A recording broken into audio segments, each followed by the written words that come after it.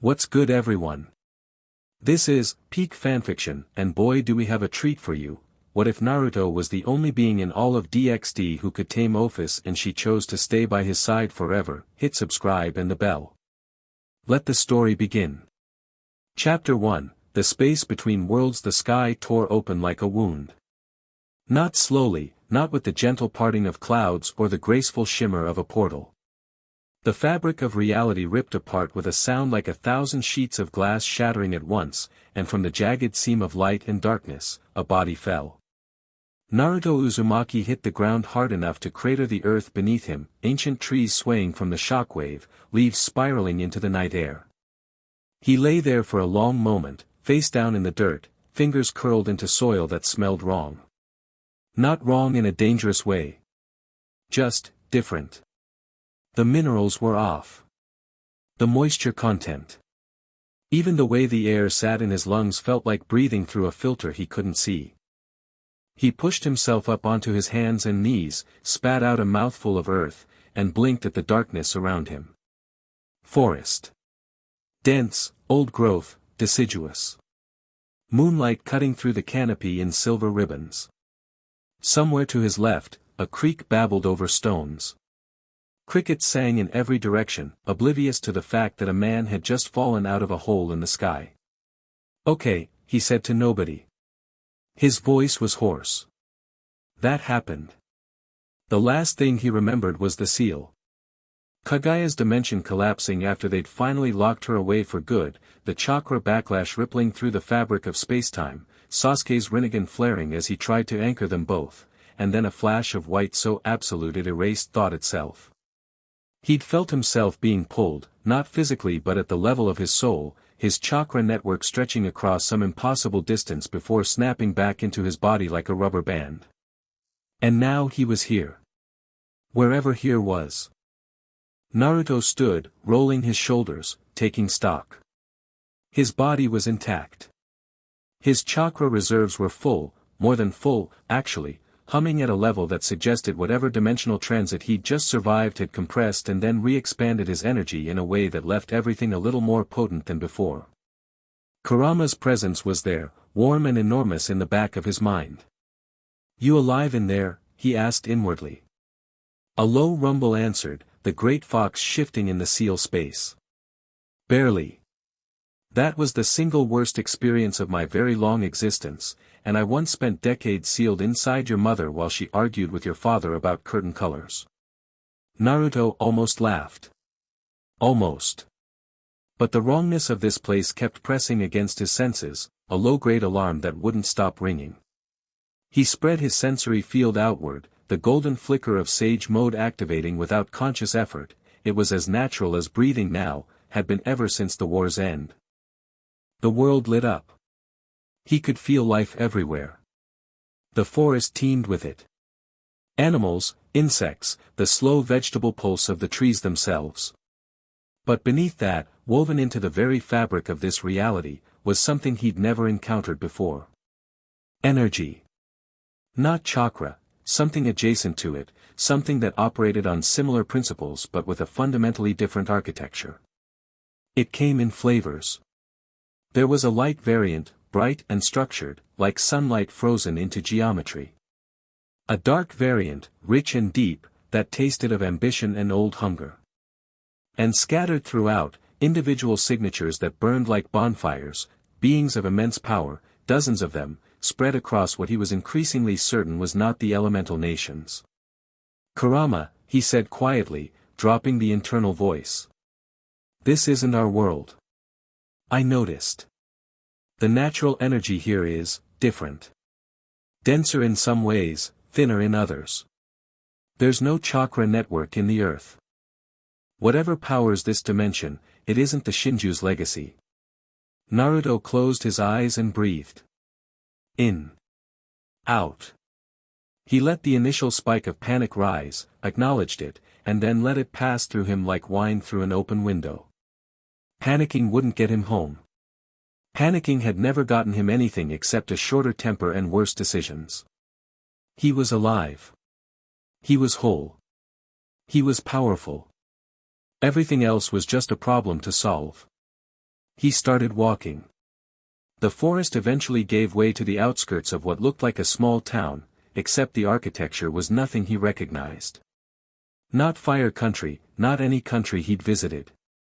The buildings were boxy and modern, constructed from materials he'd only seen in the more industrialized parts of the Land of Iron. Street lights cast pools of amber on paved roads. Signs were written in a script he could somehow read, which was its own kind of strange, as if whatever force had dragged him here had also rewritten the language centers of his brain as a courtesy. Kuoh Town, he read off a sign near what appeared to be a park. Never heard of it. It was late, past midnight based on the moon's position. The streets were empty, the town asleep. Naruto kept to the sidewalks, hands in his pockets, moving with the unhurried confidence of someone who had walked through war zones and come out the other side. His clothes were battered, the orange and black jacket torn at one shoulder, pants scuffed, sandals holding together through stubbornness alone, but he'd looked worse. He was halfway through the commercial district, trying to decide whether to find a high vantage point and observe or just knock on a door and ask someone where the hell he was, when the scream cut through the night. It was raw and animal, more howl than human voice, coming from 3 blocks east. Naruto's head snapped toward it, and he was already moving before the sound faded, covering the distance in a blur that would have looked like a yellow flash to anyone watching. He found the source in an alley behind a row of darkened shops. The creature had been, something vaguely humanoid. A woman's upper body, maybe, if you squinted and ignored the extra arms, the distended jaw full of teeth that belonged on a deep-sea fish, and the lower half that had given up on bipedalism entirely in favor of a writhing mass of muscular tentacles. The thing was enormous, easily 15 feet tall where it hunched against the alley walls, and it was holding a man in one of its too many hands, lifting him toward that nightmare mouth. The man was bleeding, barely conscious, making the weak thrashing movements of someone whose body was trying to save itself even as his mind checked out. Naruto didn't announce himself. Didn't shout a warning or demand the creature stand down. There was a time in his life when he would have, when he believed every enemy deserved a chance to surrender. He still believed that, mostly. But the thing was 3 seconds from biting a civilian in half, and some situations didn't call for diplomacy. He crossed the distance in a single step, and the Rasengan that formed in his palm was almost lazy in its construction, a tight sphere of spiraling chakra, blue-white and screaming with compressed force. He drove it into the creature's midsection without breaking stride. The effect was immediate and total. The Rasengan didn't just hit the creature, it erased its torso. The spiraling energy expanded on contact, shredding flesh and bone and whatever passed for this thing's internal structure, and the 2 halves of the monster separated with a wet, heavy sound before dissolving into particles of dark energy that scattered on the wind. The man fell. Naruto caught him, easing him down to the ground with one arm, checking his wounds with quick, practiced fingers. Deep lacerations across the chest and left arm, blood loss significant but not immediately fatal. Naruto pressed his free hand to the worst of the cuts, and golden light pulsed from his palm, not medical ninjutsu exactly, but the 6 paths yang chakra that Hagoromo had gifted him, the power of life itself made manifest. The wounds began closing, skin knitting together like time running in reverse. The man's eyes fluttered. He looked up at Naruto with the glassy, uncomprehending stare of someone in deep shock. "You're fine," Naruto told him. "You're going to be fine. Stay down." The man passed out, which was probably for the best. Naruto straightened, exhaling slowly, and became aware that he was being watched. They were on the rooftop across the alley, 4 of them, positioned with the casual precision of people accustomed to operating as a unit. He could feel their energy signatures clearly now, and they were all wrong in the same way, carrying that dark variant of power he'd sensed earlier. Not malevolent, necessarily. Not like the creature he'd just destroyed. But definitely not human. He looked up, meeting the eyes of the girl standing at the front of the group. She was striking. Long crimson hair that caught the moonlight like spilled wine, blue-green eyes that were currently wide with a mixture of shock and calculation, and an aura of authority that reminded him of Tsunade, not in its specifics, but in its texture. This was someone accustomed to being in charge. "You going to come down?" Naruto called up, "or do you want to keep staring?" The girl blinked. Then she stepped off the roof and descended through the air on wings, not bird wings, not angel wings, but dark, bat-like appendages that emerged from her back in a flutter of black feathers and shadow. The other three followed, each sprouting their own set. Bat wings. Right. That was new. They landed in the alley with varying degrees of grace. The redhead in front. Behind her, a petite white-haired girl with a blank expression and a sword that radiated killing intent all on its own. A blonde boy with a boyish face and a confident stance. And a dark-haired girl with a ponytail and the particular brand of composure that said she could kill you 6 different ways and was currently deciding which would be most efficient. "That was a stray devil," the redhead said. Her voice was controlled, but Naruto could hear the undercurrent of confusion. "You killed it in a single strike." "Didn't know what it was called," Naruto said. "But it was about to eat that guy, so I figured we could skip the taxonomy lesson." The redhead studied him with an intensity that reminded him of Shikamaru analyzing a battlefield. "I am Rias Gremory, heiress of the House of Gremory. This is my territory." "Who are you?" "Naruto Uzumaki." He saw no reason to lie. "I'm new here." "Like, really new?" "As in, I have no idea where here is." "Kuoh Town. Japan." "That tells me exactly nothing, but thanks." The white-haired girl shifted almost imperceptibly, moving a half-step closer to Rias. The ponytail girl's hands twitched. The blonde boy just looked fascinated, eyes darting between Naruto and the space where the stray devil had been. "You're not a devil," Rias said. It wasn't a question. "Not an angel. Not fallen. Not a yokai. Your energy signature is. I've never sensed anything like it." "Chakra," Naruto said. "That's what it's called. And you're right, I'm none of those things. I'm human." He paused, considered. "Mostly human. It's complicated. But I'm not a threat to you or your town, if that's what you're worried about." "A human," the white-haired girl said flatly, "does not destroy a stray devil with a single technique that leaves no residual demonic trace." "Kaneko," Rias said, a gentle note of warning.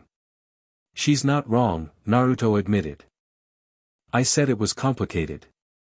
He glanced down at the unconscious man. "He needs a hospital. Or whatever you have here." Rias looked at the blonde boy. "Kiba." The boy, Kiba, nodded and moved to the civilian, kneeling beside him with practiced efficiency. Naruto noted that his hands glowed faintly as he worked, some kind of healing or diagnostic ability. "His wounds are already closed," Kiba reported, and the surprise in his voice was barely contained. "Completely. The scarring looks like it's weeks old." Every eye in the alley fixed on Naruto. He scratched the back of his head, a gesture so deeply ingrained it was practically autonomic. "Like I said. Complicated." Rias Gremory stared at him for a long moment. Then something shifted in her expression, not warmth, not trust, but a kind of pragmatic decision-making that Naruto recognized from a lifetime of dealing with leaders. "Come with us," she said. "We have questions, and I suspect you do too." It wasn't a demand. It was barely even a request. More like an acknowledgement that they'd reached a conversational impasse that couldn't be resolved in an alley at 1 a.m. Naruto looked at the 4 of them, devils, apparently, if the wings and terminology were anything to go by, and weighed his options. He could refuse, vanish into the night, figure this world out on his own. He'd done harder things with less information. But he'd also learned, painfully and repeatedly, that going it alone was almost never the smart play. "Sure," he said. "Lead the way." The Occult Research Club was, despite its ominous name, housed in a building that felt more like an old European manor than a secret base. Wood paneling, heavy curtains, leather furniture arranged around a low table. Candles that probably weren't necessary given the electric lights but added atmosphere nonetheless. It was the kind of room that wanted you to feel like important things happened here. Rias sat behind a large desk, her earlier rooftop composure now fully reassembled. The others arranged themselves around the room in positions that were technically casual but covered every exit. The dark-haired girl, Akino, Rias had called her, was making tea. This struck Naruto as both civilized and slightly absurd given the circumstances. So, Rias said. Start from the beginning. Naruto sat on the leather couch, leaned back, and decided that honesty was the only play that made sense. He told them about the elemental nations, the broad strokes, not the details. Shinobi, chakra, the villages, the wars. He told them about Kaguya, about the final battle, about the dimensional collapse that had flung him here. He left out the specifics of his power set because those were better shown than described, and because he wasn't naive enough to hand a complete tactical profile to people he'd met 20 minutes ago, no matter how polite they were being. When he finished, the room was quiet. Akino set a cup of tea in front of him with a smile that was equal parts genuine and predatory. Another dimension. How exciting. You don't seem surprised, Naruto observed. The existence of alternate dimensions isn't theoretical in our world, Rias said. The dimensional gap, the void between realities, is a known space. It's inhabited, in fact.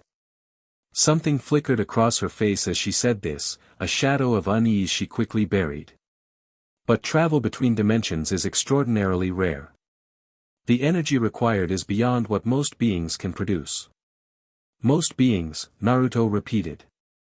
But not all. Not all. Rias folded her hands on her desk. Naruto, I'll be direct with you. The power you displayed tonight, destroying a mid-class stray devil with a single technique, healing a human's wounds in seconds, that puts you at a level that will attract attention. Significant attention. I'm not trying to attract anything. I'm trying to figure out where I am and how to get home. I understand. But the supernatural world operates on power dynamics. 3 great factions, devils, angels, and fallen angels, maintain a fragile ceasefire. Any unknown variable of sufficient strength disrupts the balance. You are, whether you intend to be or not, a disruption. Naruto sipped the tea. It was good. You're telling me people are going to come looking. I'm telling you people are going to come recruiting, Rias corrected. And some of those people won't take no gracefully. He met her eyes over the rim of the cup. She was young, his age or close to it, despite the composed authority she projected, and she was genuinely trying to help him, even if her motivations were tangled up in territorial concerns and political calculation. He could work with that. I appreciate the warning, he said. And I appreciate you talking to me like a person instead of a threat. I know how I look from the outside. How do you look from the inside? Like a guy who's very tired, very far from home, and could really use a bowl of ramen. Kiba laughed. Kaniko's expression didn't change, but something in her posture softened a fraction.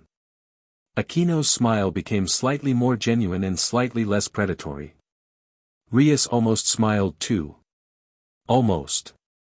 We can arrange food. And lodging, temporarily. In exchange, I'd ask that you allow me to explain the basics of our world, the factions, the politics, the threats. Information that will keep you from accidentally starting a war. Deal, Naruto said, without hesitation. Because she was right. He was in a strange world with strange rules, and the fastest way to understand it was to listen to someone who already did.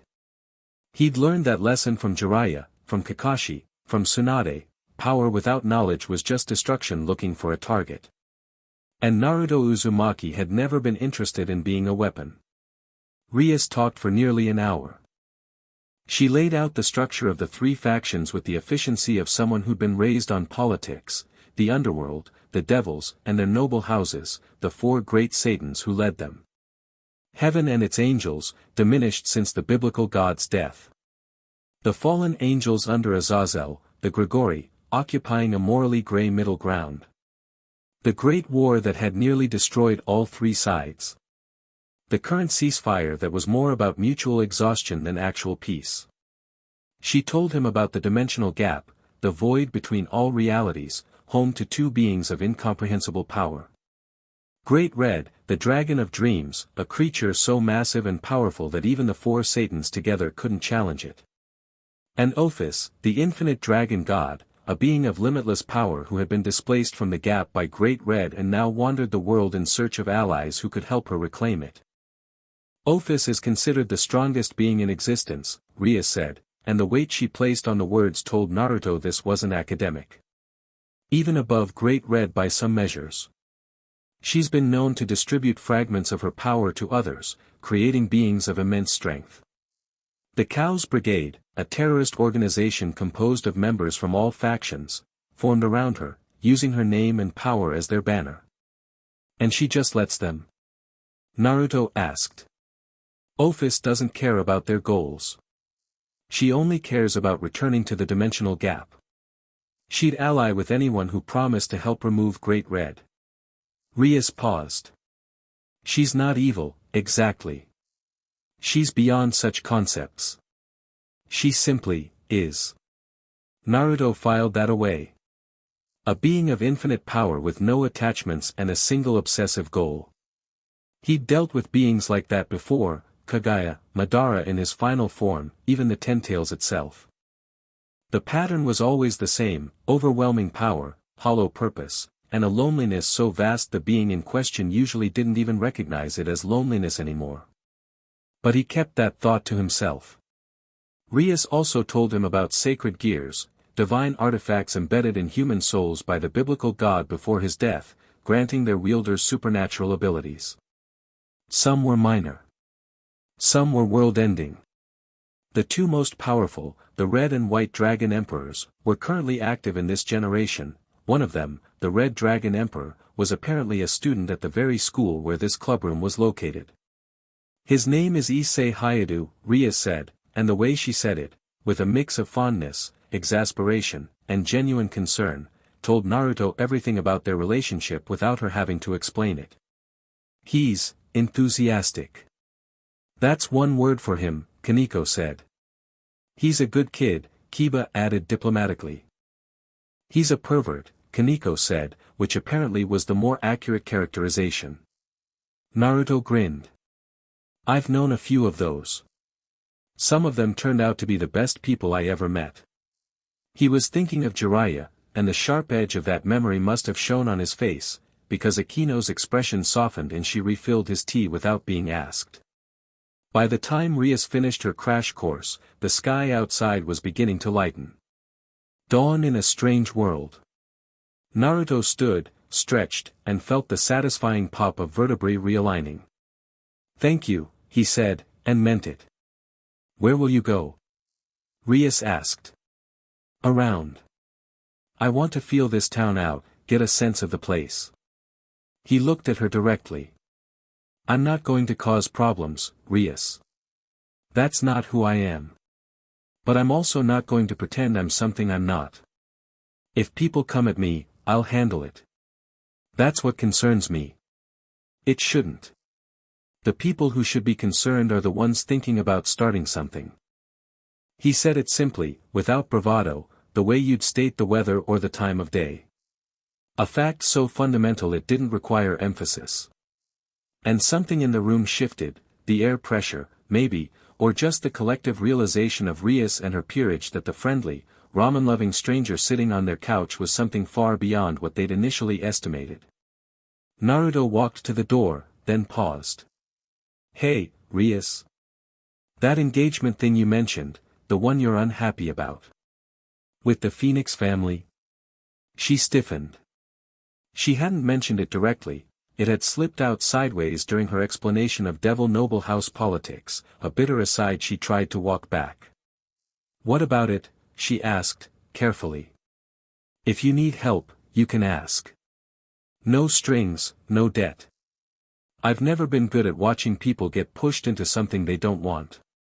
He left before she could respond, stepping out into the early morning air of Kuoh Town. The town was beautiful in the dawn light.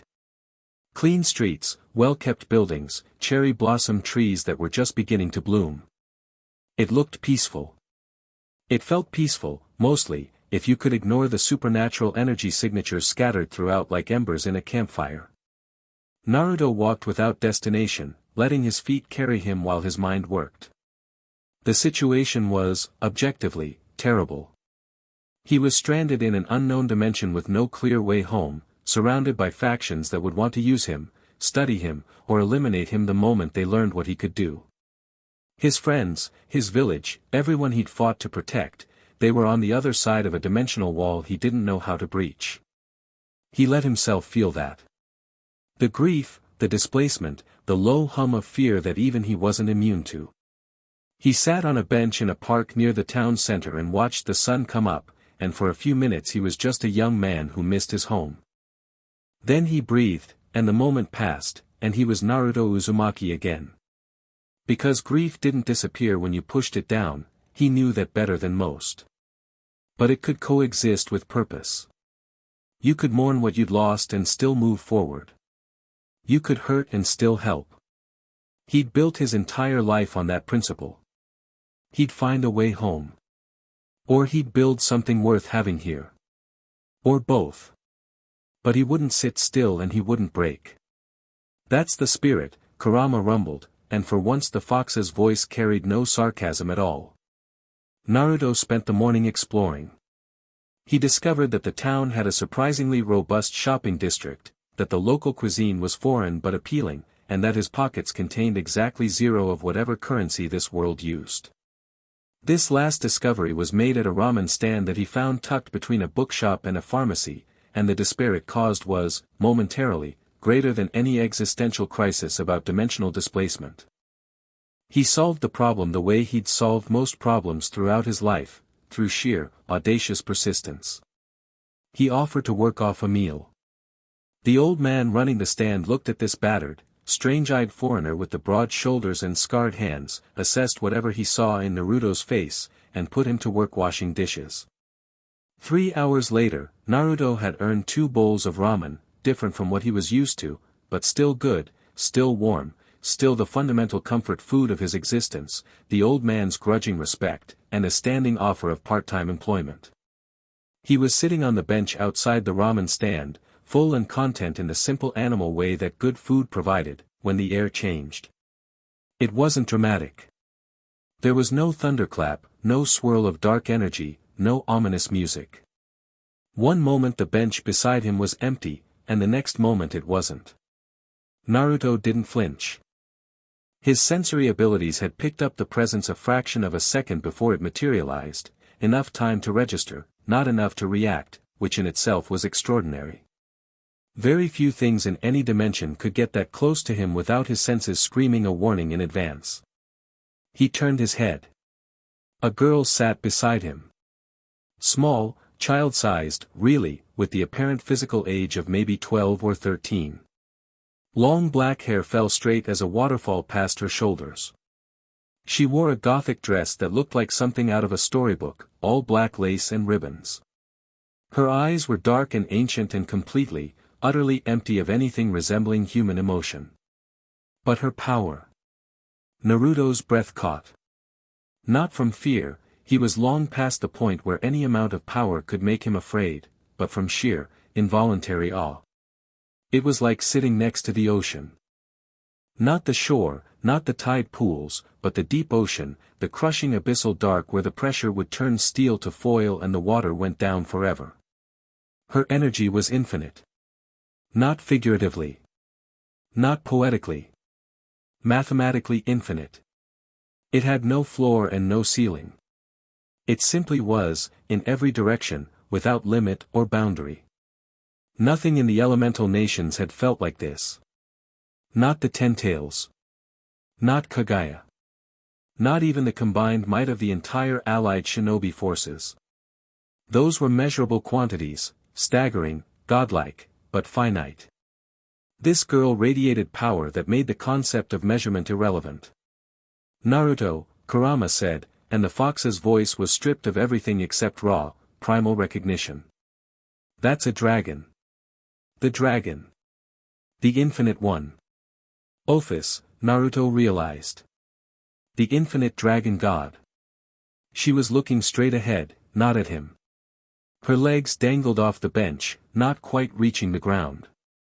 She could have been any child enjoying a sunny morning in the park. Except for the power.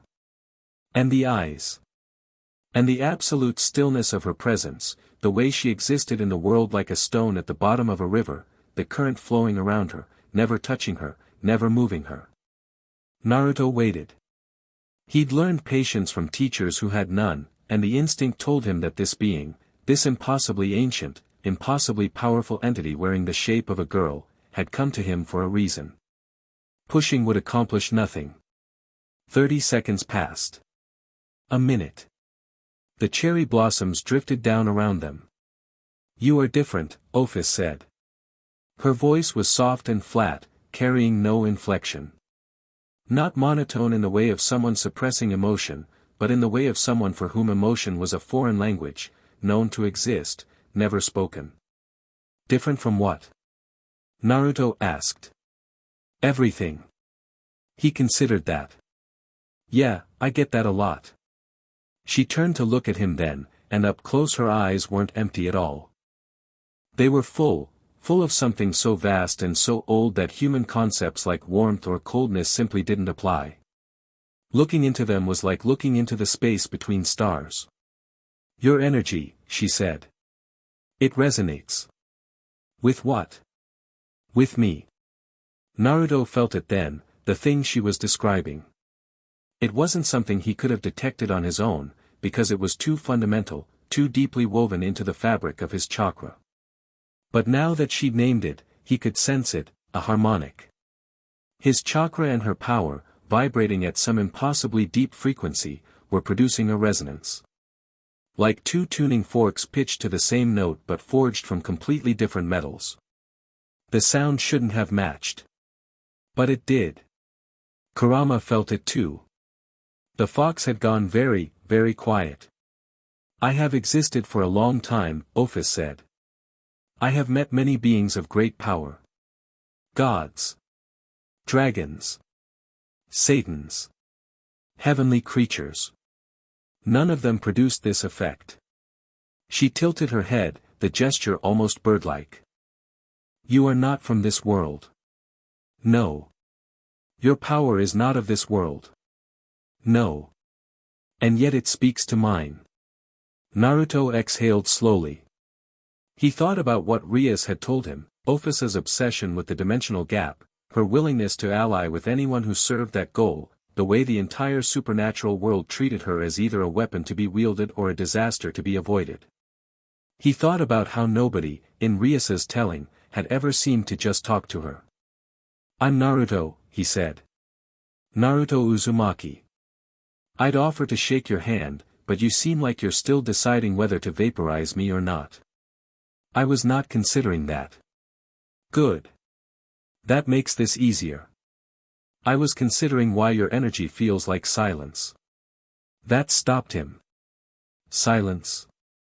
Ophis turned her gaze back to the park, to the cherry blossoms, to the mundane human world going about its morning around them, oblivious to the fact that two beings who could reshape continents were having a conversation on a public bench. The dimensional gap was silent, she said. Before Great Red. Before the noise. It was infinite, and it was silent, and it was mine. I have been searching for that silence for longer than this world has existed. She paused. Your energy is the closest thing to it I have found. Naruto stared at her. He understood, suddenly, with the bone-deep empathy that had always been his greatest weapon. He understood what she was telling him, even if she didn't fully understand it herself. She wasn't describing a tactical assessment or a power comparison. She was describing what it felt like to be near him. And what it felt like was the thing she'd lost. The thing she'd been trying to get back for eternity. Home. Not the place. The feeling. I'm sorry, he said quietly. Ophis frowned, the first expression he'd seen cross her face, and it was so small it barely qualified. For what? For being something that reminds you of what you lost. That's a cruel thing to run into unexpectedly. She stared at him. The frown deepened by a millimeter. You are apologizing. To me. Yeah. No one apologizes to me. They fear me or they want my power. Well, I don't fear you. And I've got plenty of my own power, thanks.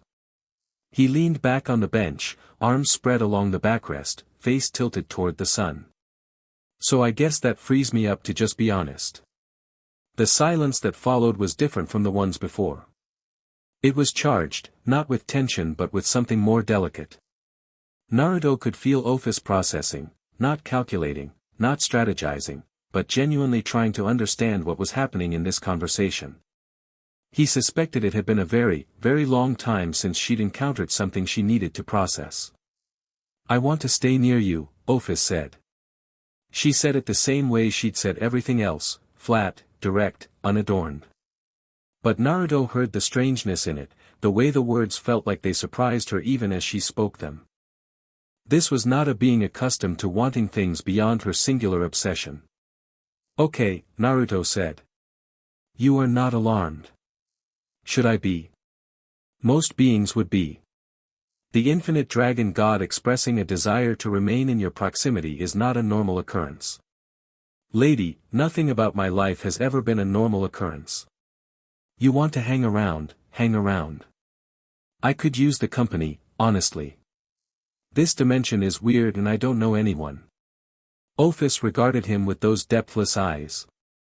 Then she did something that Naruto would later learn was unprecedented in the collective memory of every supernatural faction in existence.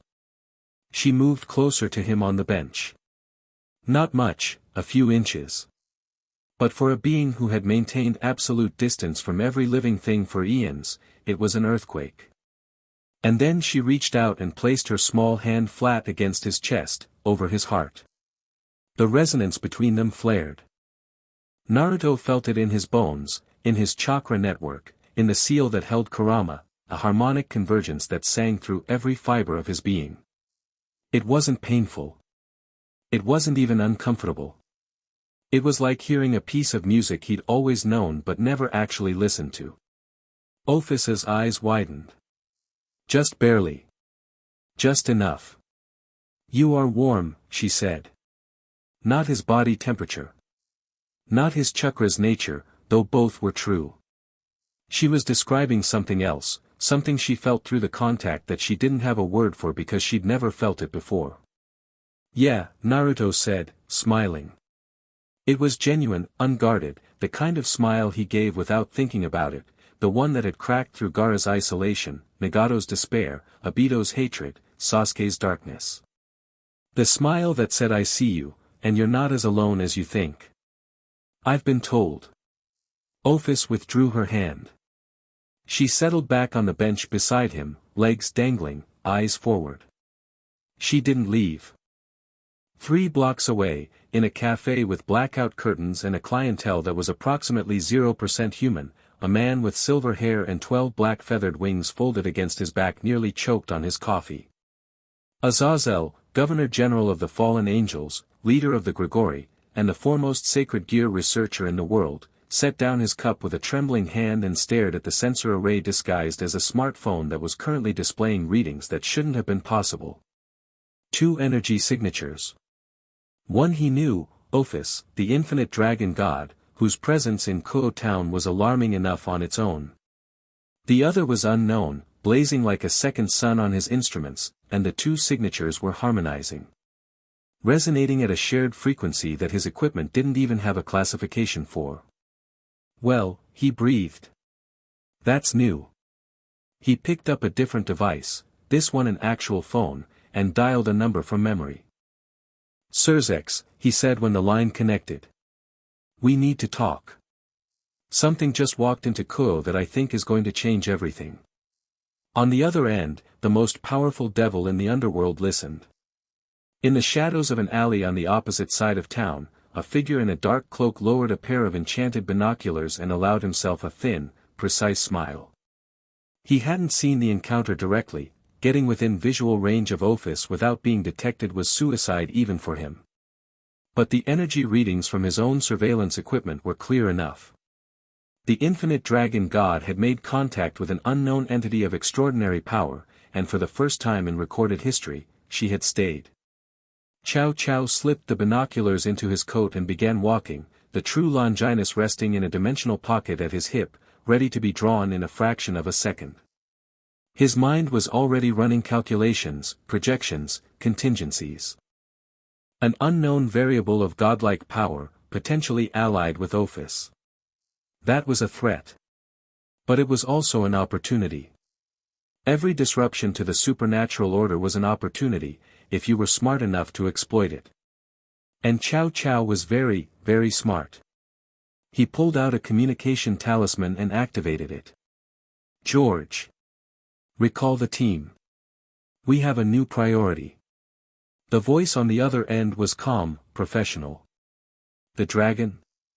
Not just the dragon. There's something new.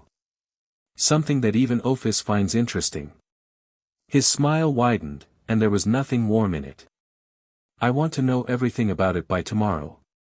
He vanished into a spatial distortion, and the alley was empty again, as if he'd never been there at all. Back on the bench, the sun climbed higher and the morning wore on.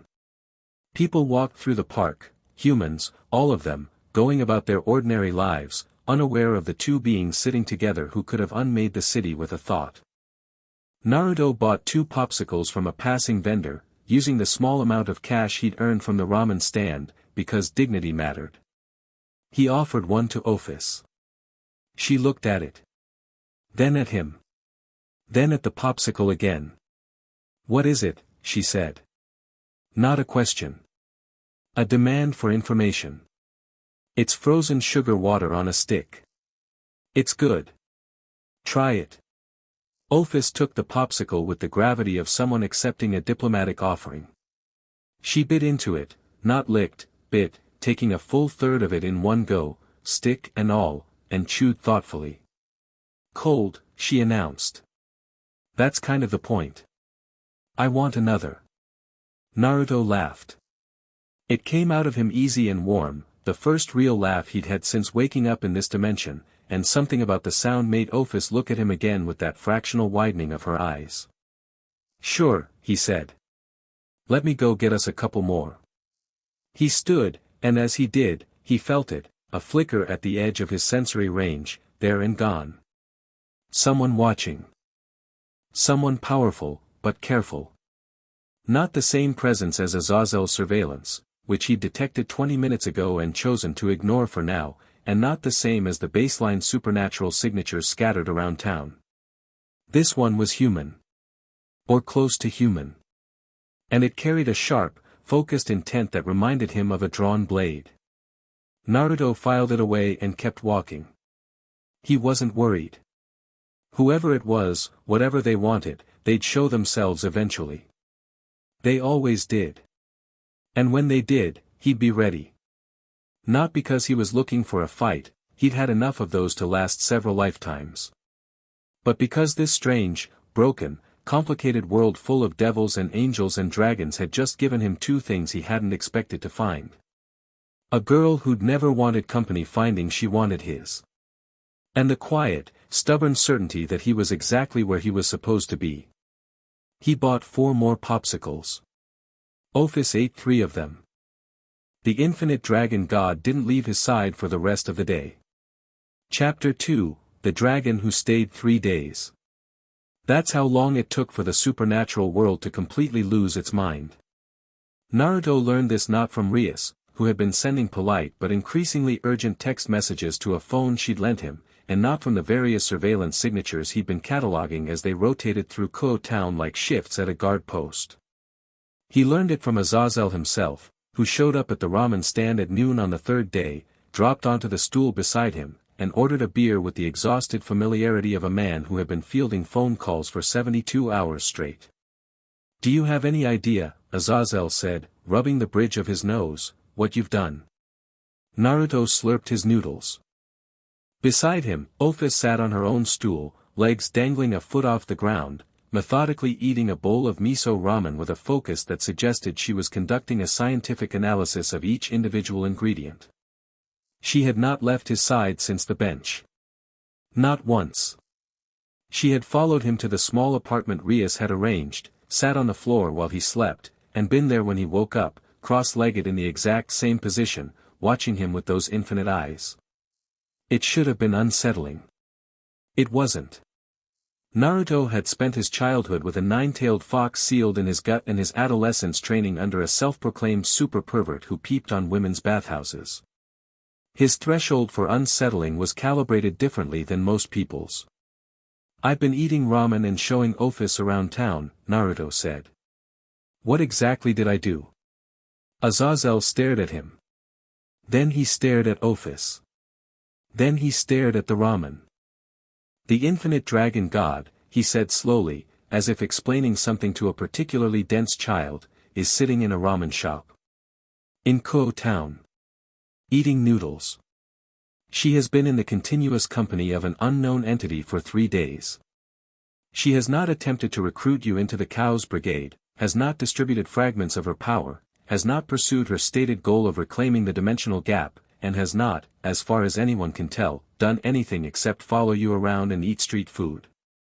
She likes the taiyaki from the place on 5th Street, Naruto offered. Surzex Lucifer has called 4 emergency meetings. Michael sent an archangel to observe from high altitude. I spotted Griselda circling at 40,000 feet yesterday. The Chaos Brigade's communication channels have gone absolutely berserk. There's a betting pool in the Gregory about whether you're a god, a weapon, or the single luckiest human being in the history of creation." Azazel paused. "I put money on the third option." "I like him," Ophis said. It was the first thing she'd said since Azazel sat down. Both men looked at her. "The ramen man," she clarified, nodding toward the elderly owner behind the counter. "He gives extra noodles." Azazel's eye twitched. Naruto grinned. Over 3 days, he'd learned a few things about Ophis. She communicated in short, declarative sentences. She had zero social awareness and absolute social honesty, which were not the same thing. She could eat an astonishing amount of food for a being who almost certainly didn't need to eat at all. And beneath the flat effect and the unfathomable power, there was something that reminded him achingly of Gaara in those first days after Naruto had cracked through his shell, a being so long removed from connection that even the smallest gestures of it produced visible, if subtle, confusion. She'd watched him interact with the ramen stand owner, with the shopkeepers, with the random pedestrians he'd chatted up during his exploration of Kuoh. She'd watched the way he smiled, the way he asked people about their days, the way he remembered their names after a single introduction. And she'd watched with the intensity of an anthropologist documenting a previously unknown species. Yesterday she had attempted to mimic one of his greetings. She'd walked up to a mailman, said, "Hello, your day is good," in her flat monotone, and stared at him unblinking until the man had nervously agreed and hurried away. It was the funniest thing Naruto had seen in years, and he'd laughed so hard he'd had to lean against a wall. "Azazel," Naruto said, setting down his chopsticks. "I'm going to be straight with you, because I get the sense you're the type who appreciates that more than politics. You'd be right. I'm not here to start trouble. I didn't choose to come to this dimension, and if I could go home tomorrow, I would. But I can't, not yet, so I'm making the best of it. Ophis is here because she wants to be. I didn't summon her, I didn't bargain with her, and I'm definitely not controlling her. She showed up, said my energy felt like something she'd been looking for, and decided to stick around. I wasn't going to tell the most powerful being in existence to get lost." "Wise," Azazel murmured. "So here's what I need from you, and from Surzex, and from whoever else is losing sleep over this. I need everyone to calm down. I'm not a weapon. I'm not a political piece. I'm a person. Treat me like one, and we'll get along fine."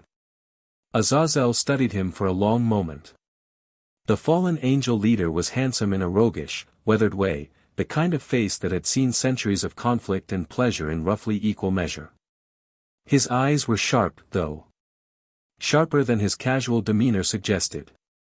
"You know," Azazel said, "I've been alive for a very long time. I've met beings who could crack the planet open. I've negotiated with gods and monsters and everything in between. And in all that time, I've never heard anyone talk about Ophis the way you just did. How's that? Like she's a person too?" Naruto shrugged. "Everyone's a person until they prove otherwise." Azazel glanced at Ophis, who had finished her ramen and was now examining an empty bowl with the air of someone contemplating whether to eat the ceramic itself.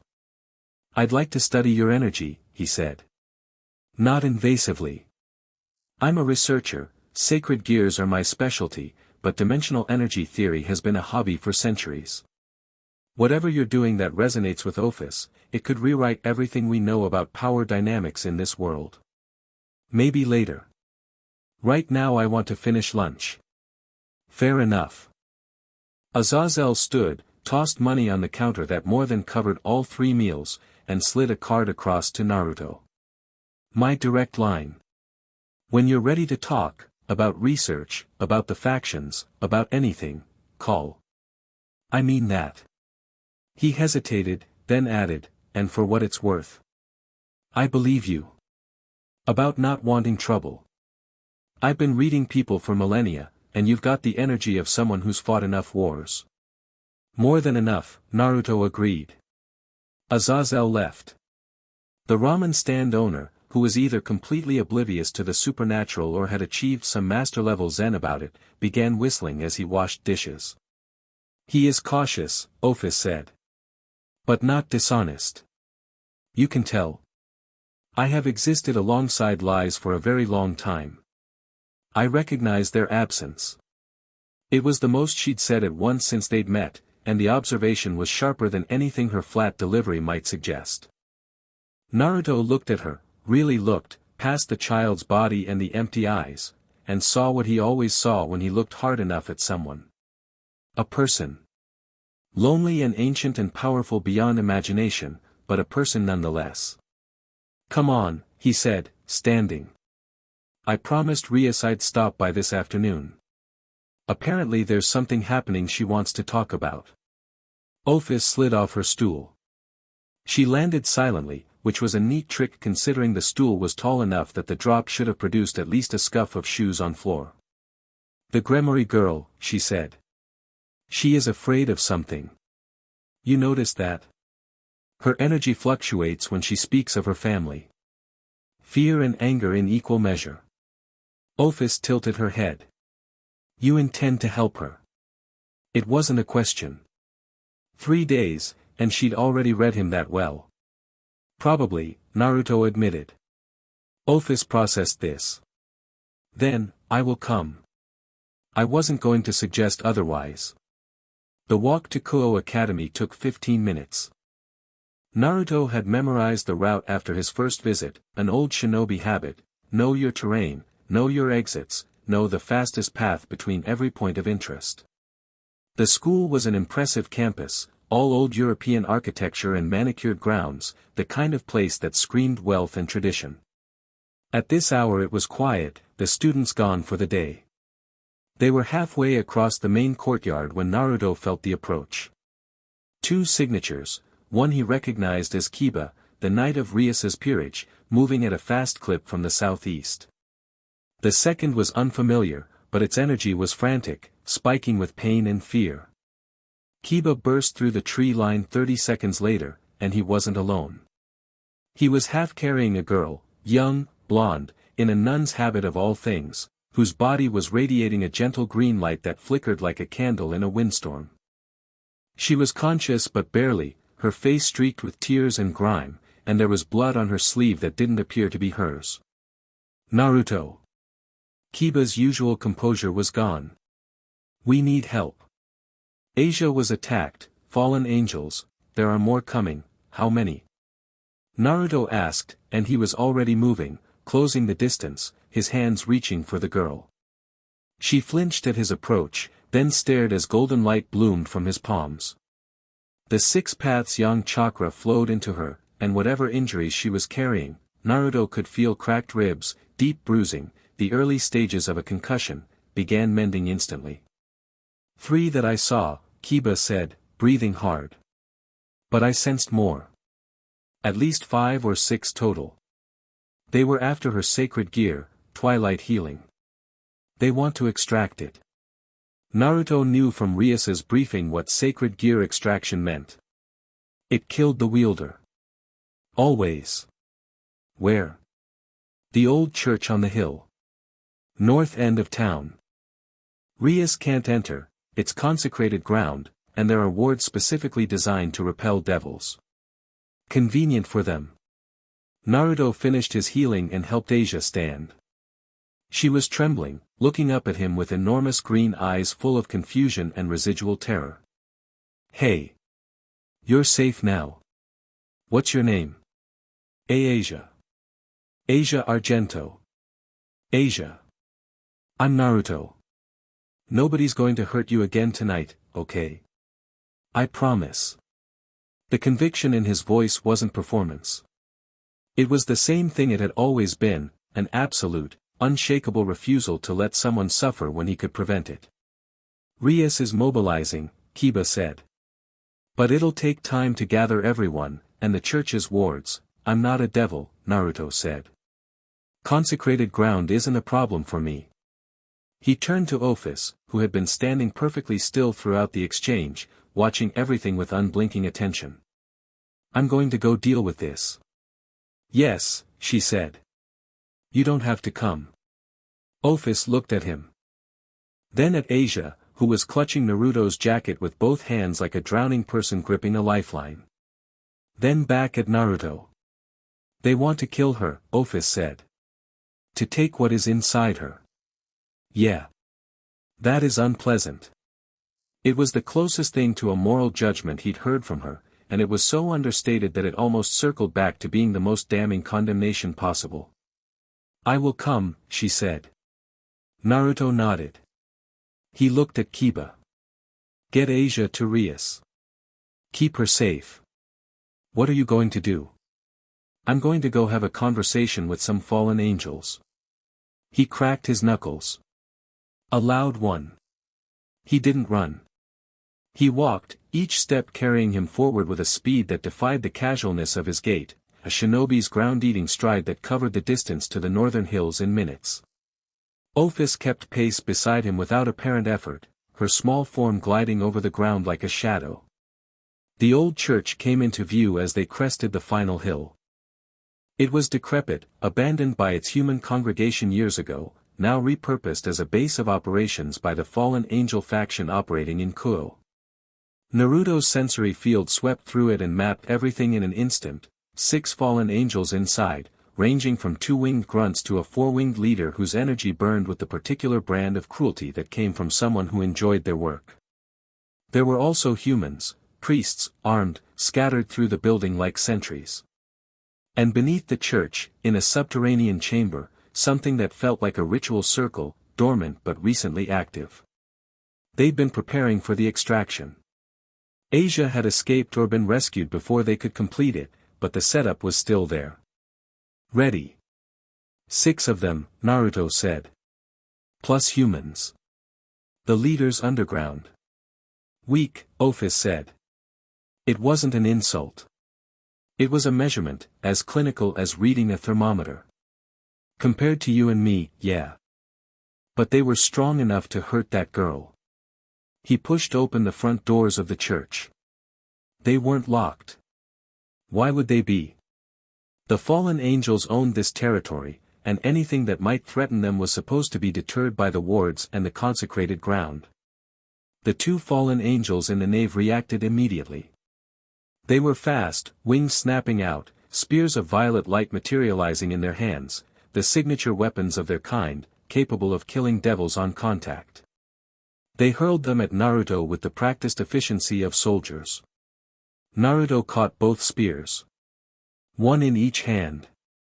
The light sizzled against his palms, trying to burn, trying to pierce, and failing at both because his chakra-reinforced body was operating at a level where light-based weaponry was a suggestion rather than a threat. He squeezed, and the spears shattered like glass. The two fallen angels stared. "I'm looking for whoever's in charge," Naruto said. "We need to have a talk about what you tried to do to a girl named Asia tonight." The one on the left, a man with dark blue hair and a sneer that was rapidly being replaced by something less confident, formed another spear. "Who the hell are you? This is Rainier's territory. You have no." Naruto released a fraction of his chakra pressure. "Not all of it. Not even a significant portion. Just enough to make the air heavy, to push against the walls, to crack the floor tiles beneath his feet and send every candle in the church guttering." It was the equivalent of a lion yawning to show its teeth, not an attack, but an unmistakable statement of what an attack would look like. Both fallen angels hit the ground. Not by choice. Their bodies simply failed them, knees buckling under the weight of what they were suddenly feeling, survival instincts overriding pride with a brutal efficiency that left no room for resistance. "Let me rephrase," Naruto said. "Take me to your leader, or I'll find her myself. One of those options involves you staying conscious." They took him to Rainier. She was in the underground chamber, exactly where his senses had placed her. The ritual circle dominated the floor, an intricate array of symbols and channels designed to rip a sacred gear from its host, a process that Naruto now understood was essentially tearing a piece of someone's soul out through their chest. The comparison to his own world's sealing arts was inescapable, and it made his stomach turn because at least Uzumaki Fuinjutsu had been designed with containment and protection in mind. This was butchery wearing the mask of precision. Rainier was beautiful in the way a blade was beautiful, all sharp lines and lethal intention, dark hair cascading over shoulders bared by an outfit that seemed designed for seduction as much as combat. She had 4 black wings, marking her as stronger than her subordinates, and her eyes were violet and full of an arrogance that Naruto recognized instantly. It was the look of someone who had never been seriously challenged by anything in their weight class, and who had mistaken that lucky streak for genuine supremacy. He'd seen it on 100 faces. It never lasted. "Who are you?" Rainier demanded. 3 more fallen angels flanked her, and the armed priests lined the walls, weapons raised. "How did you get past my sentries?" "Your sentries are upstairs, taking a nap." Naruto walked into the room, hands in his pockets, posture so relaxed it was practically an insult. "You Rainier?" "I am Rainier, and you are trespassing in a sanctioned Gregory operation." "Sanctioned?" Naruto raised an eyebrow. "Because I just had a friendly chat with Azazel about 2 hours ago, and he didn't mention anything about a sanctioned operation to murder a teenage girl and steal her soul." Something flickered across Rainier's face. It was fast, a crack in the arrogance, quickly plastered over, but Naruto caught it. She was operating without authorization. This was a rogue action, driven by personal ambition, and she knew it. "That girl's sacred gear is wasted on her," Rainier said, regaining her composure with visible effort. Twilight healing in the hands of a proper wielder could shift the balance of power. "I'm doing what the Gregory leadership is too cowardly to do. You're killing an innocent kid because you want a power-up. Let's not dress it up." Rainier's wings flared. The air around her crackled with the energy of light spears forming, not 1 or 2, but a dozen, a forest of violet lances hovering in the air behind her. Her subordinates followed suit, and the priests raised their weapons, blessed blades and light-based firearms that hummed with lethal intent. "You have no idea what you've walked into," Rainier hissed. "I don't know what you are, but you're alone in a room full of enemies, and, he is not alone," Ophis said. The infinite dragon god hadn't walked through the door. She was simply there, standing slightly behind Naruto and to his left, as if she'd been there the entire time and everyone had just failed to notice. Which, given her nature, might have been exactly what happened. Every being in the room felt it at the same time. The pressure. Not Naruto's controlled, directed pulse, this was ambient, passive, the mere weight of Ophis's existence bleeding through whatever constraints she normally placed on her aura. It was like standing at the bottom of the ocean and suddenly becoming aware of every ton of water above you. One of the priests fainted.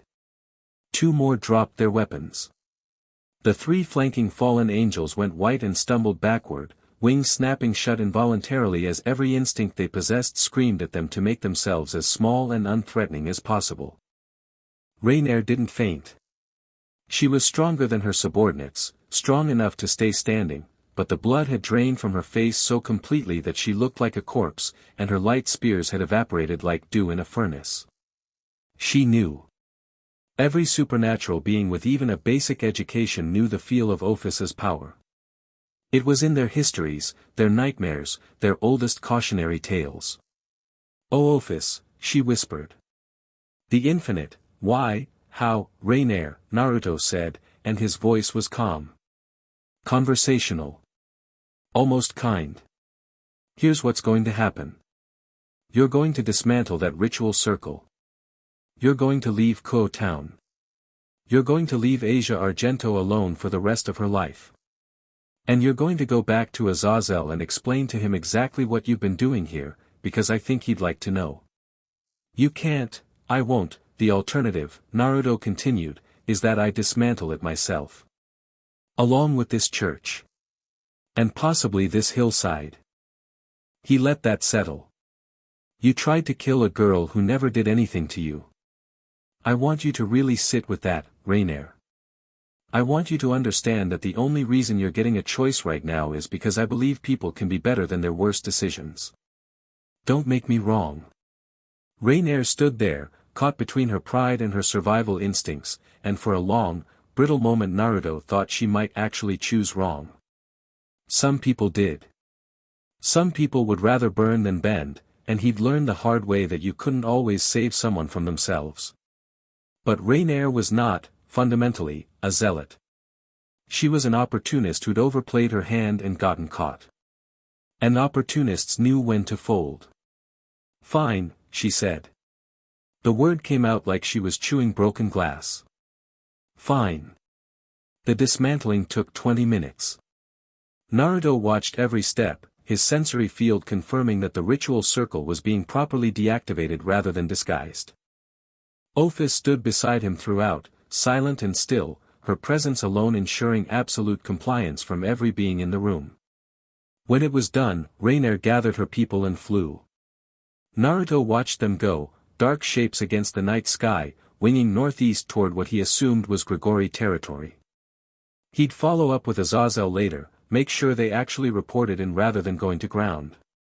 He turned to the empty ritual chamber.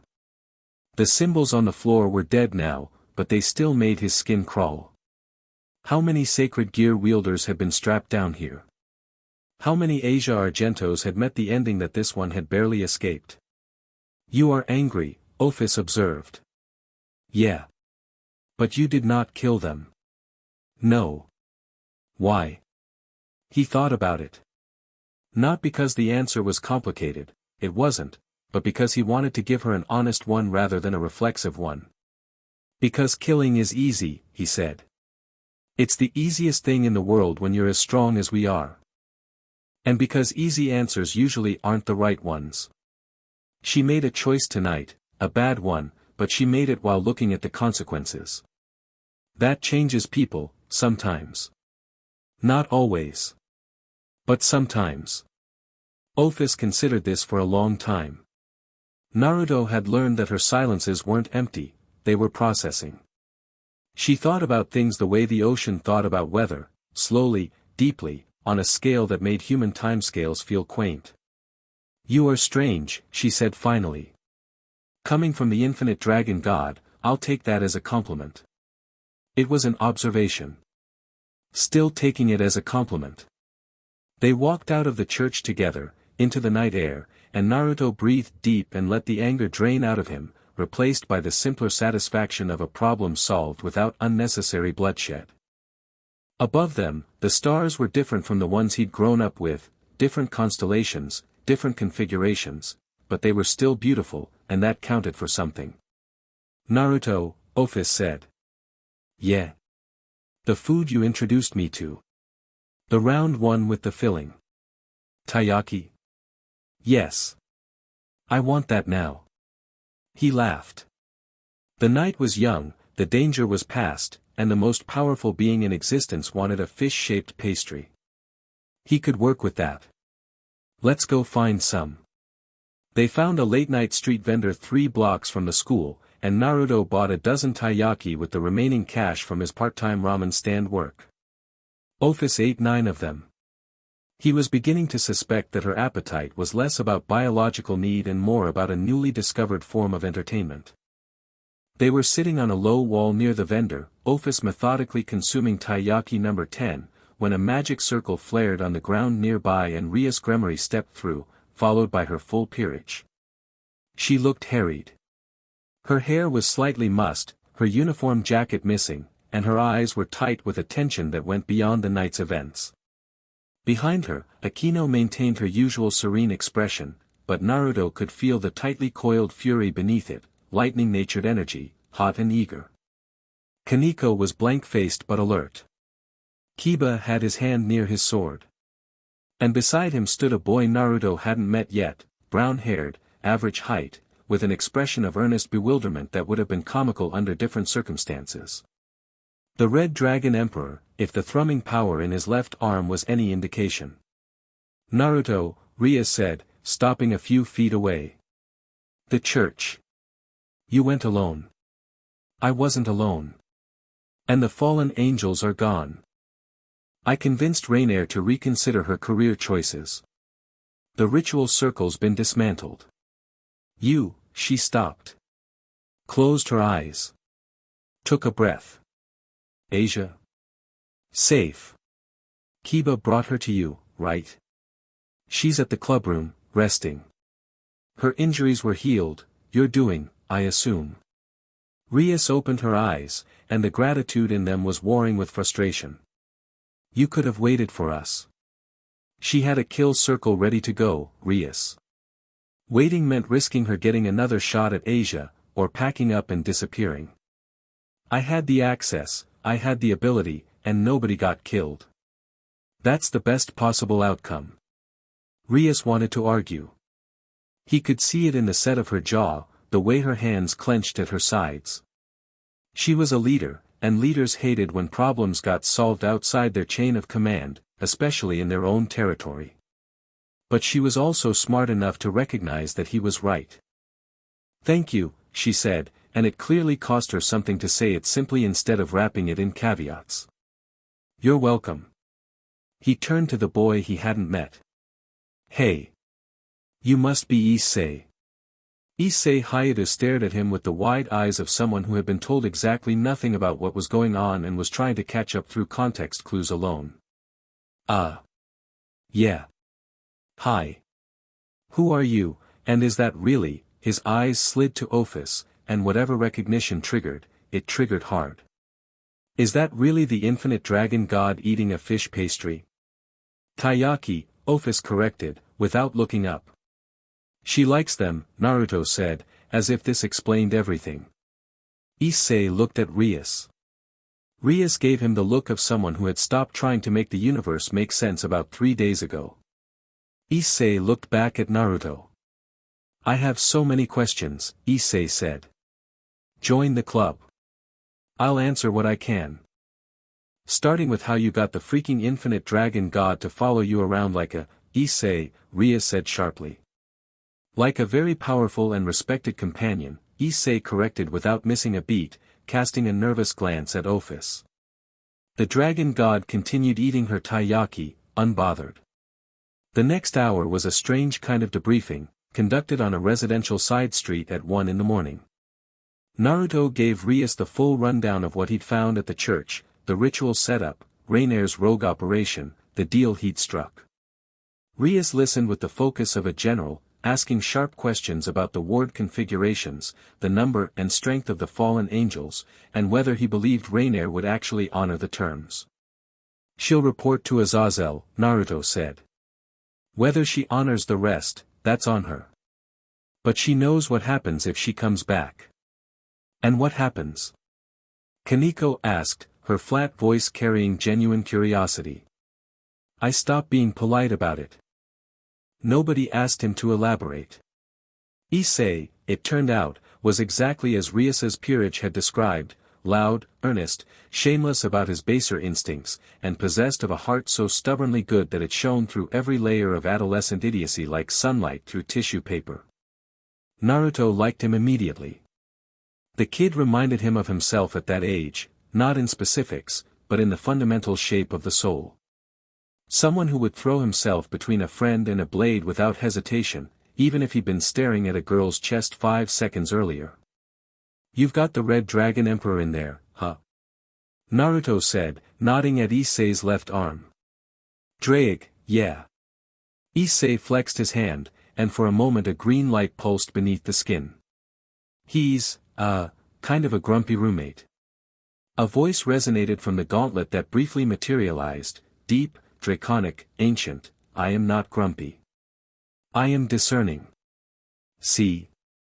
Grumpy." Naruto grinned. A dragon sealed inside a person, providing power and commentary in equal measure. The parallels were almost too on the nose. "I know what you're thinking," Kurama rumbled inside him. "And I am nothing like whatever mid-tier lizard is stuffed into that boy's arm."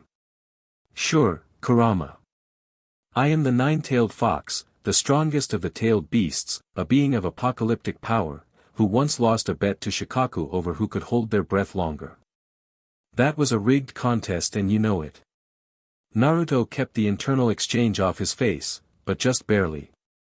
The group eventually made their way back to the Occult Research Club building, where Asia Argento was sleeping on a couch under a blanket that someone had tucked carefully around her. She looked peaceful. Naruto checked her with a pulse of sensory chakra, no lingering injuries, no residual trauma beyond the emotional kind that would take time and kindness to heal. "She doesn't have anywhere to go," Kiba said quietly, standing in the doorway. "The church excommunicated her for healing a devil. Rainer's group took her in under false pretenses. She can stay here," Rias said. It wasn't a debate. "I'll make the arrangements." Naruto looked at the sleeping girl and felt the old, familiar anger, not the hot kind that burned itself out, but the cold kind that settled into your bones and became resolve. A world where a girl got excommunicated for the sin of being kind.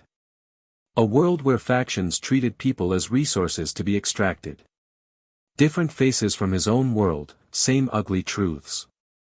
Some things were universal. He was about to speak when every sense he possessed fired at once.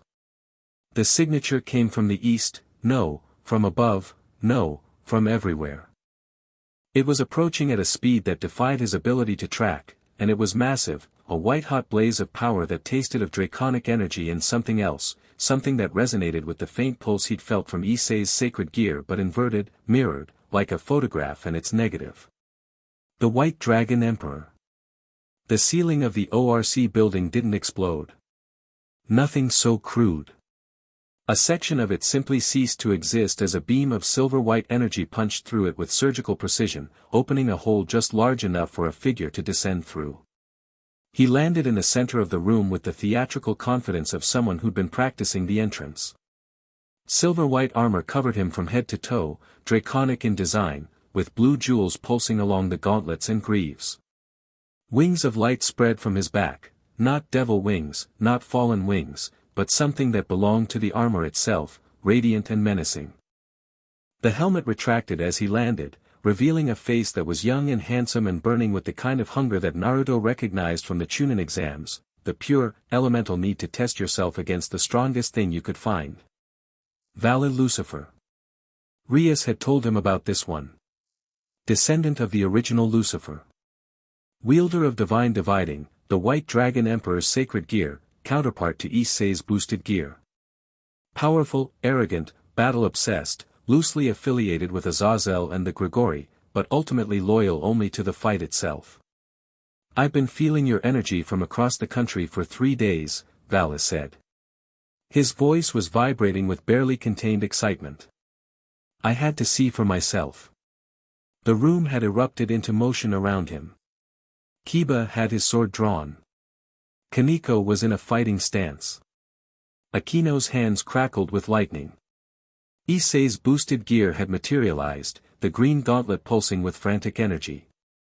Rias had positioned herself in front of Asia's sleeping form, demonic power swirling around her in crimson waves. Naruto hadn't moved. Vala's eyes locked onto him, passing over the devils without interest, dismissing Issei with a glance that made the Red Dragon Emperor bristle. His gaze settled on Naruto, and the hunger intensified. Then his eyes found Ophis, sitting in a chair by the window, and the hunger was briefly replaced by confusion. "Ophis," he said. "You're here." "Yes," Ophis said. "With him?" "Yes." Vala looked between them. The confusion deepened, mixed with something that might have been jealousy, not romantic, but territorial. The jealousy of a battle maniac confronted with the fact that the ultimate being had chosen someone else's company. "Fight me," Vala said to Naruto. The words came out like a physical force, driven by years of training and ambition and the insatiable draconic need to prove himself against the apex. "Right here, right now." "No," Naruto said. Vala blinked. "There's a girl sleeping on that couch," Naruto continued, nodding toward Asia. "She's had a terrible night. Rias's clubroom already has a hole in the ceiling, which is rude, by the way. And I don't fight people just because they show up and ask. You can't be serious." "I can be extremely serious. It's one of my least popular qualities." Naruto met Vala's eyes, and what the White Dragon Emperor saw there made him go still. Not afraid, Vala Lucifer had probably never been truly afraid in his life, but still. Watchful. Reassessing.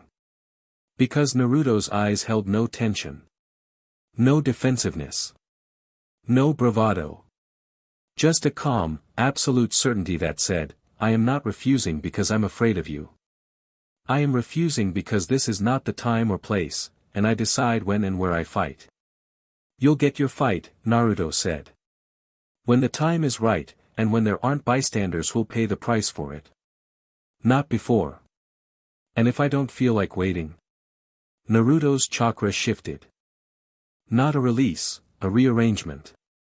The golden cloak of Kurama's chakra flickered into existence around him for just a fraction of a second, a pulse of power so concentrated that the air in the room turned to plasma at the edges and every window in the building cracked in its frame. Then it was gone, pulled back in, controlled with a precision that was almost more intimidating than the power itself. The message was clear. "You don't want this fight to happen here. Trust me." Vala stared at the cracked windows. At the scorch marks on the floor. At the space where reality had briefly bent around Naruto Uzumaki like light around a star. And then he smiled. Wide and genuine and completely, terrifyingly delighted. "Soon," he said. It was a promise, not a threat. He launched himself back through the ceiling, through the hole he'd already made, at least showing that much courtesy, and was gone, a streak of white light vanishing into the night sky. The room was quiet for a long moment.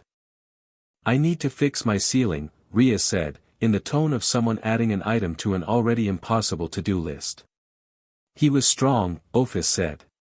She was looking at the hole in the ceiling with something that might have been the ghost of interest. "For a half-breed. But he would not have survived a serious exchange with you." "Probably not," Naruto agreed. "Definitely not. You seem pretty sure about that." "I have observed your power for 3 days. He has a fraction of what you contain." She paused. "Also, I would have intervened." It was said with the same flat effect as everything else, but Naruto heard what lived underneath it, a declaration so quiet it almost didn't register. She would have intervened. The infinite dragon god, who had watched civilizations rise and fall without lifting a finger, who had allowed the Cow's Brigade to use her name without caring enough to stop them, who existed in a state of detachment so total that the concept of intervening on someone's behalf shouldn't have been in her vocabulary. She would have intervened. For him. Rias heard it too.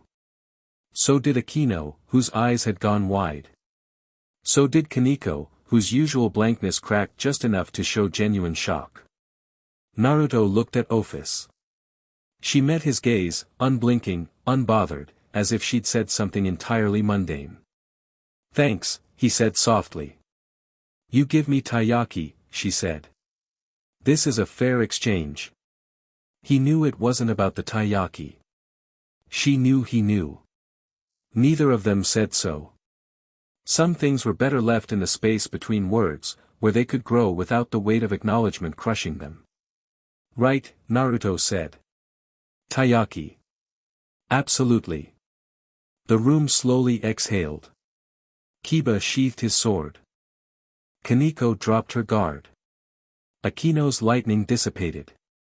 Issei, who had been frozen in a combat stance for the entire encounter, finally relaxed and immediately sat down hard as the adrenaline dump hit his legs. "What even is my life now?" Issei muttered. "Welcome to the new normal, kid," Naruto said, clapping him on the shoulder as he passed. "It only gets weirder from here." He stepped outside. The night air was cool and clean, and the town spread out before him in the quiet hours before dawn, streets empty, lights glowing, the mundane world sleeping through revelations that would have shattered its understanding of reality. Ophis appeared beside him. She always appeared, never approached, never walked up, just materialized at his side as if the space there had always been reserved for her. "You are tired," she observed.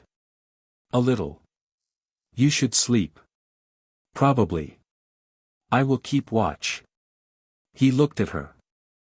This small, ancient, incomprehensible being who had decided, for reasons neither of them fully understood, that his presence was worth more than the silence she'd spent eternity pursuing. "You don't have to do that," he said. "I know. I will do it anyway." There was a word for what was happening between them. Several words, probably, in several languages. But none of them quite fit, because none of them had been coined to describe the relationship between a shinobi from another dimension and an infinite dragon who'd never wanted anything except silence until she found something warmer. Naruto didn't try to name it. He just walked home through the quiet streets, Ophis beside him, and let it be what it was. Behind them, in the direction of the Gregory's regional headquarters, Azazel's phone was ringing off the hook. 3 factions worth of intelligence networks were spinning up, analysts working through the night, reports being compiled and classified and distributed to leaders who would read them with varying degrees of alarm and fascination. The world was watching. Naruto Uzumaki went home and slept, and the infinite dragon god sat by his window and stared at the stars, and neither of them was alone for the first time in longer than either cared to count. In the shadows of a building 6 blocks away, a spatial distortion opened and closed like a blinking eye. Chow Chow stepped through, George and Heracles flanking him. He had watched the church confrontation from a distance. He had watched the valley encounter through a scrying array that George maintained.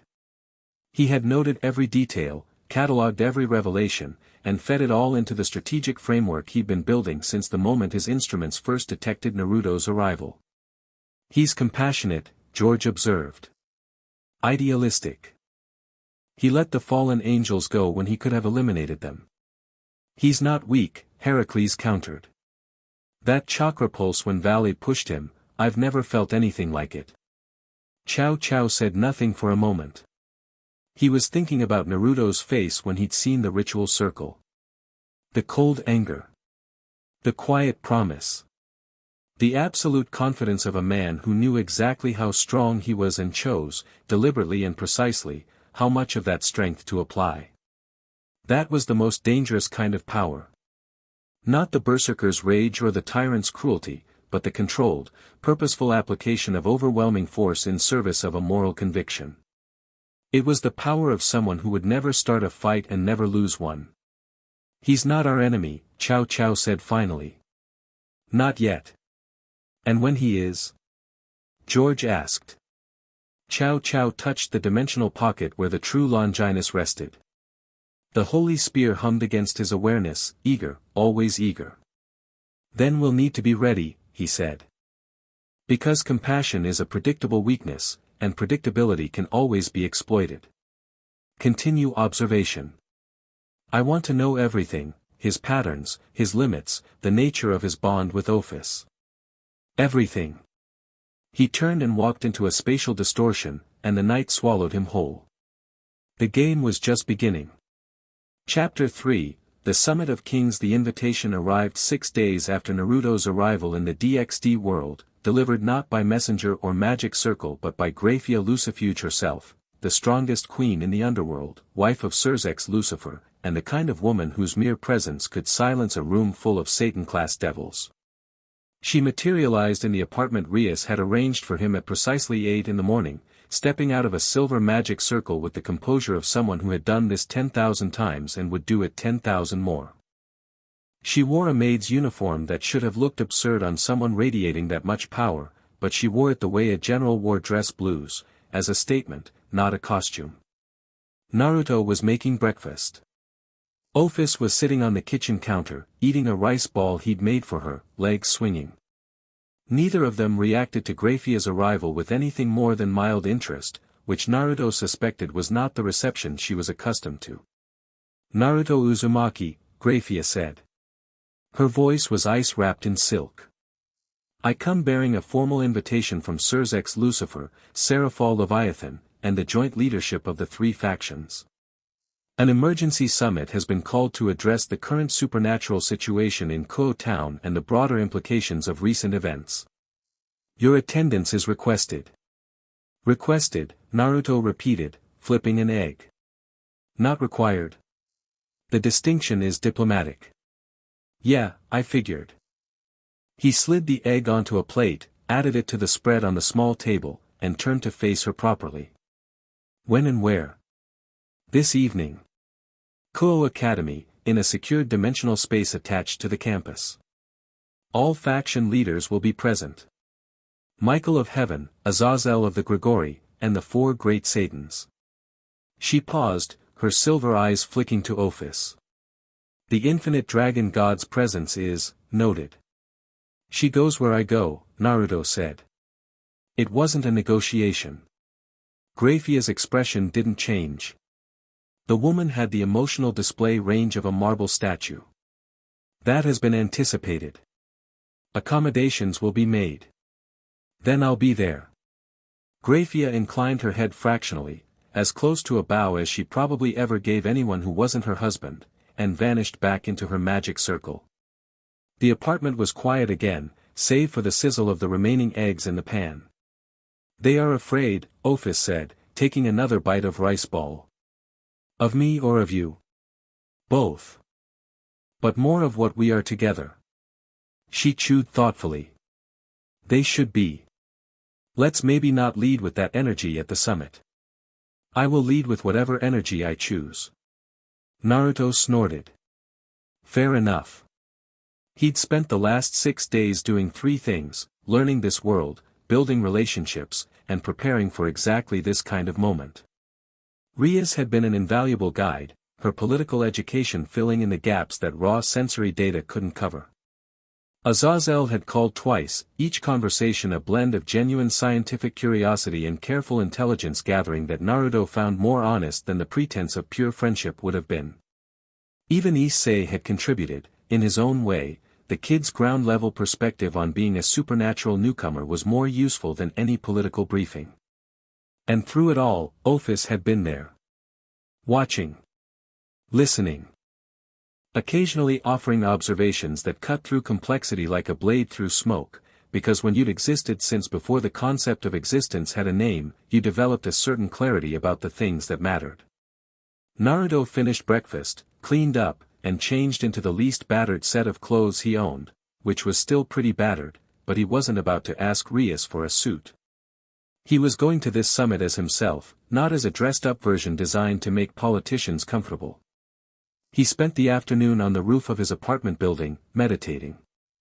Sage mode came easy here. The natural energy was different from his world's, wilder and less structured, but his body had adapted to it over the past week with a speed that surprised even Kurama. The fusion of his chakra with this world's ambient energy produced something neither fully shinobi nor fully supernatural, a hybrid state that expanded his already absurd sensory range to cover most of the country. He could feel the summit preparations happening in real time. The dimensional space being constructed beneath Kuoh Academy was impressive, layers of barriers and wards, enough magical infrastructure to contain a small war. He could feel the arriving dignitaries too, powerful signatures converging on Kuoh from every direction. From the south, a presence of such radiant holiness that it made his skin tingle even at this distance, Michael, the leader of heaven. From the northeast, Azazel's familiar signature, accompanied by a retinue of fallen angels. And from beneath the earth itself, rising through dimensional corridors that connected the human world to the underworld, the Satans. Surzek's Lucifer's power was the first thing Naruto noticed. It was absurd. Not Ophis level, not even close, but easily the strongest devil signature he'd encountered, a crimson tide of destruction-natured energy so dense it warped the space around it. The man was suppressing himself heavily, wearing his power like a coat button to the throat, but what leaked through the seams was enough to make Naruto's respect tick up several notches. The second Satan was Seraphal Leviathan, whose energy was deceptively playful, all ice and theatrical flair on the surface, with a core of steel beneath that said she could freeze a city block without changing expression.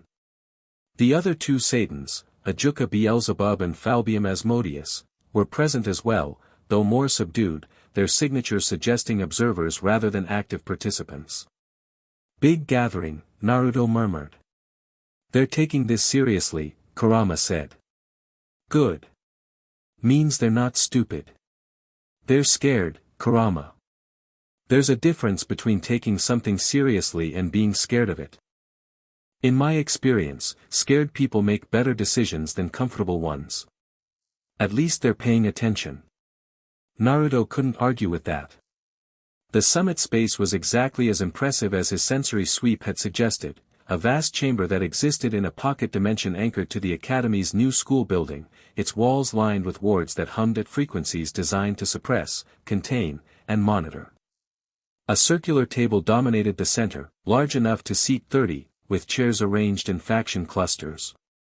The lighting was neutral, neither the warm gold of heaven's aesthetic nor the rich crimson of the underworld's, a deliberate compromise that managed to make the space feel like it belonged to no one and everyone simultaneously. Naruto walked in through the main entrance, Ophis at his side, and every conversation in the room died. He'd expected stares. He got more than stares, he got a full sensory sweep from every major power in the room, each one probing his energy with varying degrees of subtlety. Michael's was gentle, almost apologetic, a warm light that brushed against his chakra and withdrew. Azazel's was precise, scientific, mapping rather than testing. Surzek's was the most carefully controlled, a tendril of crimson power that touched the outer edge of Naruto's aura and immediately retracted when it encountered the sheer density of what lay beneath. Naruto let them look. He had nothing to hide. The reaction to Ophis was different. It wasn't scanning or probing, it was a collective, involuntary flinch. Every being in the room, from the youngest attendant to the oldest faction leader, felt the weight of the infinite dragon god's presence and responded with the primal recognition of prey in the shadow of a predator. Not because Ophis was threatening them. She was just standing there. But her existence was a gravitational event, and being near it produced effects that no amount of training or political composure could fully mask. Surzek's Lucifer recovered first. He stood from his chair at the head of the Devil faction section, a tall man with crimson hair identical in shade to his sister's, wearing a pleasant smile that was so perfectly calibrated it had to be the product of centuries of diplomatic practice. His eyes, though, were sharp. They missed nothing. Naruto Uzumaki, he said, and his voice carried the easy warmth of someone who could destroy mountains without raising his pulse. Thank you for accepting our invitation. I've heard a great deal about you. Most of it accurate, probably, Naruto said. I've heard a lot about you too. Rias speaks highly of her brother. Something flickered in Surzek's expression, genuine warmth, beneath the politician's mask. Rias has always been generous. Please, sit. You and your companion are welcome here. Naruto took a seat in the section that had been left conspicuously neutral, not aligned with any faction, positioned with equal distance from all three. Whether this was respect or containment, the practical effect was the same. Ophis sat beside him, her legs not quite reaching the floor, her dark eyes sweeping the room with the detached interest of someone cataloging insects. Across the table, Michael of Heaven inclined his head. He was everything the myth suggested and nothing like them at the same time, a figure of breathtaking beauty and serenity, golden-haired and gentle-eyed, radiating a light that felt like standing in a cathedral on a spring morning. But there was sadness in him, too. A deep, structural grief that Naruto recognized as the kind that came from loss so fundamental it became part of your architecture. God is dead, Rias had told him. The God of the Bible fell in the Great War, and Michael has been holding heaven together alone ever since. No wonder the man looked tired beneath the grace. I am Michael, the Archangel said. And I must say, it is a rare experience to be in the presence of energy so wholly unlike anything in our records. You are a fascinating individual, Naruto Uzumaki. I keep hearing that word, fascinating. It usually means, we don't know what you are and that makes us nervous. A murmur of something that might have been laughter, quickly suppressed, rippled through the room. Azazel didn't bother suppressing it. He grinned from his seat at the fallen angel section, lean and relaxed, one ankle crossed over the opposite knee. I told you he was direct, he said to the room at large. It's refreshing, isn't it? When was the last time anyone in this room said exactly what they meant? The Treaty of Lilith, Seraphal Leviathan said, raising her hand. She was smaller than Naruto expected, with black hair and twin tails and an expression of cheerful mischief that concealed a mind Rias had warned him was razor-sharp. I said Falbium's proposal was boring and we should just arm wrestle for the trade routes. Nobody appreciated my honesty. Because it wasn't helpful, Seraphal, Surzek said, with the practiced patience of a man who'd had this argument before. It would have been faster. The banter was deliberate, a release valve for the tension in the room. Naruto recognized the technique. He'd seen Kakashi do the same thing 100 times, using levity to lower the temperature before serious discussions. Surzek let the moment breathe, then straightened, and the room straightened with him. Let's begin, he said. The purpose of this summit is to address the unprecedented situation that has developed in Kuoh Town over the past week. Specifically, the arrival of an extra-dimensional being of exceptional power, and his apparent relationship with the infinite dragon god. I'm right here, Naruto said. You can just ask me things directly. Surzek smiled. Then let me ask directly. What are your intentions in this world, Naruto Uzumaki? Survive. Find a way home if I can. Protect people who need protecting while I'm here. That's it. No political ambitions. No territorial claims. I've been here a week. I'm still figuring out your money system. Michael leaned forward. And your relationship with Ophis? If I may ask. Naruto glanced at the dragon god beside him. She was examining a piece of candy she'd produced from somewhere, his jacket pocket, probably, since he'd taken to carrying snacks for her. She decided she wanted to be near me, he said. I didn't recruit her, I didn't make a deal with her, and I'm not commanding her. She's a person making a choice. I'm respecting that choice. With all due respect, Ajuka Beelzebub spoke up, a handsome devil with green hair and the analytical eyes of someone who processed the world as equations. Ophis is not simply a person making a choice. She is the most powerful being in existence, and her allegiances, or lack thereof, have shaped the balance of power in this world for millennia. The Cow's Brigade was built around her. The Cow's Brigade used her name, Naruto corrected. There's a difference between an allegiance and a brand. She didn't care about their goals, and they didn't care about her as a person. That's not an alliance, that's mutual exploitation. The room went quiet. Several delegates shifted uncomfortably, because the observation cut closer to how the three factions themselves had approached Ophis than anyone wanted to acknowledge. Ophis unwrapped her candy, put it in her mouth, and said nothing. But Naruto felt her attention on the room sharpen, a microscopic shift in her ambient energy that said she was listening very carefully to how people responded to what he'd just said. "You're right," Azazel said, into the silence. "We've all treated Ophis as a force of nature to be managed, not an entity to be understood. That's produced exactly the results you'd expect: alienation, exploitation, and an Ophis-backed terrorist organization that nearly destabilized every faction. Maybe the question isn't what Naruto's intentions with Ophis are. Maybe it's why none of us ever bothered to try what he's doing." Surzex's eyes moved to Azazel. Something passed between them, not hostility, but the friction of two leaders who agreed in private more than they could afford to show in public. "The immediate concern," Surzex said, steering the conversation back to practical ground, "is stability. 3 factions are watching Kuoh. The Cow's Brigade is watching Kuoh. Every independent power with ambition is watching Kuoh. We need to establish a framework, an understanding, about how Naruto and Ophis fit into the existing structure. They don't."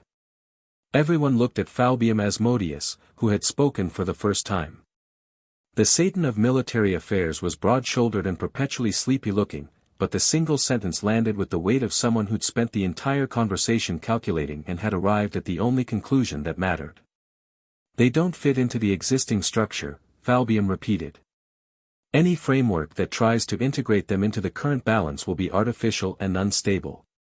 Naruto Uzumaki is not a devil, angel, or fallen angel.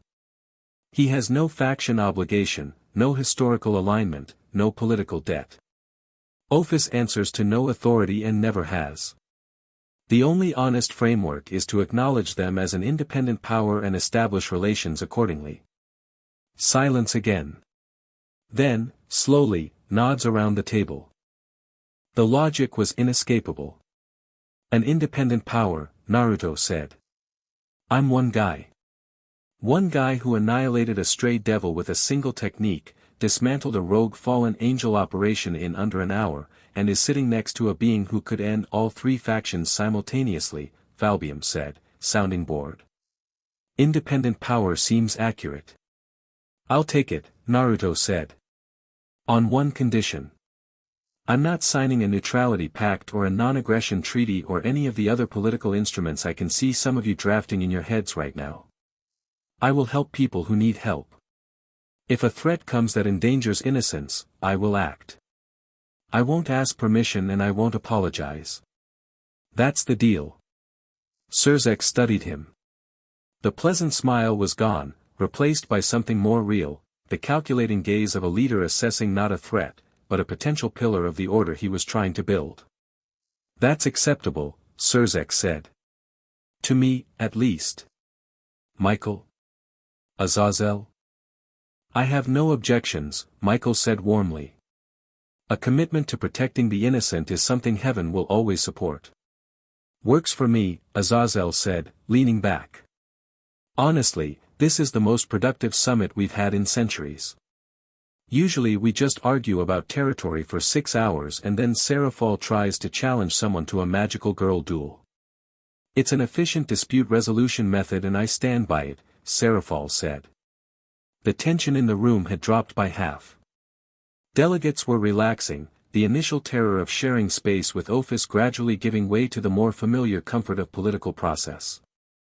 Naruto could feel it, the collective exhale of a room full of powerful beings who had expected a confrontation and gotten a conversation instead. Which made it the perfect moment for everything to go wrong. Naruto felt it first. A distortion, not in the room, but in the dimensional barrier surrounding it. Subtle, precise, the work of someone who understood spatial magic at a level that bordered on artistry. The wards didn't break. They were slipped through, threaded like a needle passing through fabric without tearing a single fiber. "Everyone down," Naruto said, and the calm in his voice was what made people listen, not a shout, not a warning, but a statement so controlled it carried absolute authority. The first spear of light punched through the dimensional wall exactly where Surzex had been sitting 1 second earlier. It was white gold, radiant with holy energy so concentrated that the air screamed where it passed, and it would have taken the Satan of Lucifer through the chest if he hadn't moved at the speed of a being who'd survived the Great War. 3 more followed in rapid succession, not random, not panicked, but targeted with the precision of a master marksman. 1 at Michael. 1 at Azazel. 1 at the space between Naruto and Ophis. Michael deflected his with a shield of golden light that materialized from his halo. Azazel twisted sideways, the spear passing close enough to singe his jacket, his 12 wings flaring as combat instincts older than most civilizations kicked in. Surzek simply erased his with a pulse of the power of destruction, the crimson energy dissolving the light spear like acid dissolving sugar. Naruto caught the one aimed at him. Again. The holy energy fought against his palm, hissing and spitting, and he crushed it into nothing. But the spears weren't the attack. They were the announcement. The dimensional wall tore open, not slipped through this time, but ripped apart with deliberate force, a statement of capability, and 7 figures stepped through. Cao Cao walked at the front, and the true Longinus was in his hand. The spear was nothing like the light constructs the fallen angels used. It was physical, real, ancient beyond measure, a weapon of dark wood and gleaming metal that radiated a holiness so pure and so violent it made Michael's gentle light feel like a candle next to a star. The spear that had pierced the side of Christ. The most powerful Longinus-class sacred gear in existence. A weapon designed, at its fundamental level, to kill gods. 6 people flanked him. Naruto's sensory field catalogued them instantly, a tall man with glasses and a spatial affinity that explained the impossible barrier breach, a massive figure whose energy reeked of raw physical power and Greek mythology, a woman with a fox's aura, a swordsman whose blade whispered in a language Naruto didn't recognize, and 2 others whose signatures were masked but present. "I apologize for the interruption," Cao Cao said. He didn't sound apologetic. He sounded like a man arriving exactly on schedule. But summits where the most powerful beings in 3 factions gather in one room are rare opportunities. I'd hate to waste it. The room exploded into readiness. Devil guards materialized. Angel warriors descended from upper defensive positions. Azazel's fallen angel escorts drew weapons of light. The faction leaders themselves shifted into combat stances with the fluid ease of beings who had been fighting since before humanity developed written language. Naruto stood slowly.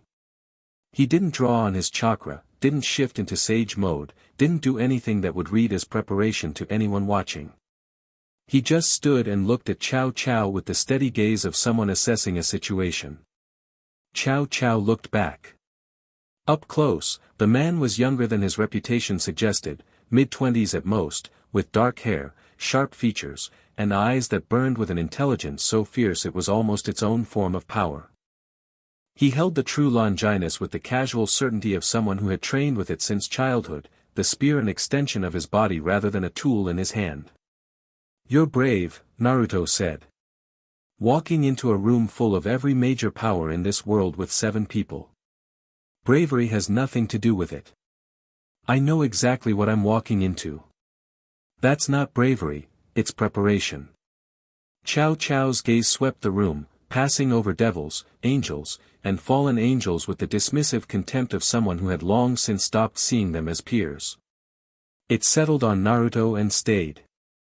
"You're the anomaly. The one from another dimension." Naruto. "But anomaly works too, I guess.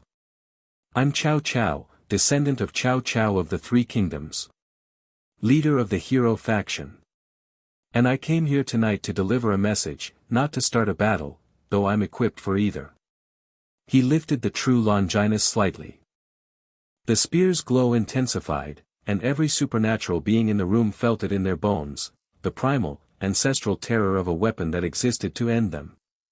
The message is this: the age of supernatural dominance is ending. Humanity built this world. Humanity will inherit it. The gods, the devils, the angels, you're all relics. Beautiful, powerful, irrelevant relics. Bold words for someone standing in a room where he's outgunned by a factor of about 1,000, Azazel observed. "Am I? I walked through your barriers like they weren't there." George, he nodded at the bespectacled man, disassembled your ward matrix in 11 seconds. Your barriers were designed to stop supernatural intrusion. We're human. Your defenses have a blind spot the size of a continent, and you never even noticed. The silence that followed was ugly. Because he was right. The barrier had been keyed to supernatural energy signatures.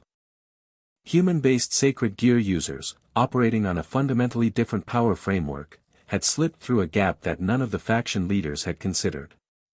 But I'm not here for them, Cao Cao said, turning his full attention to Naruto. I'm here for you. Lucky me. You intrigue me, Naruto Uzumaki. You're not supernatural, not in any way this world recognizes. Your power comes from within, self-generated, self-sustained.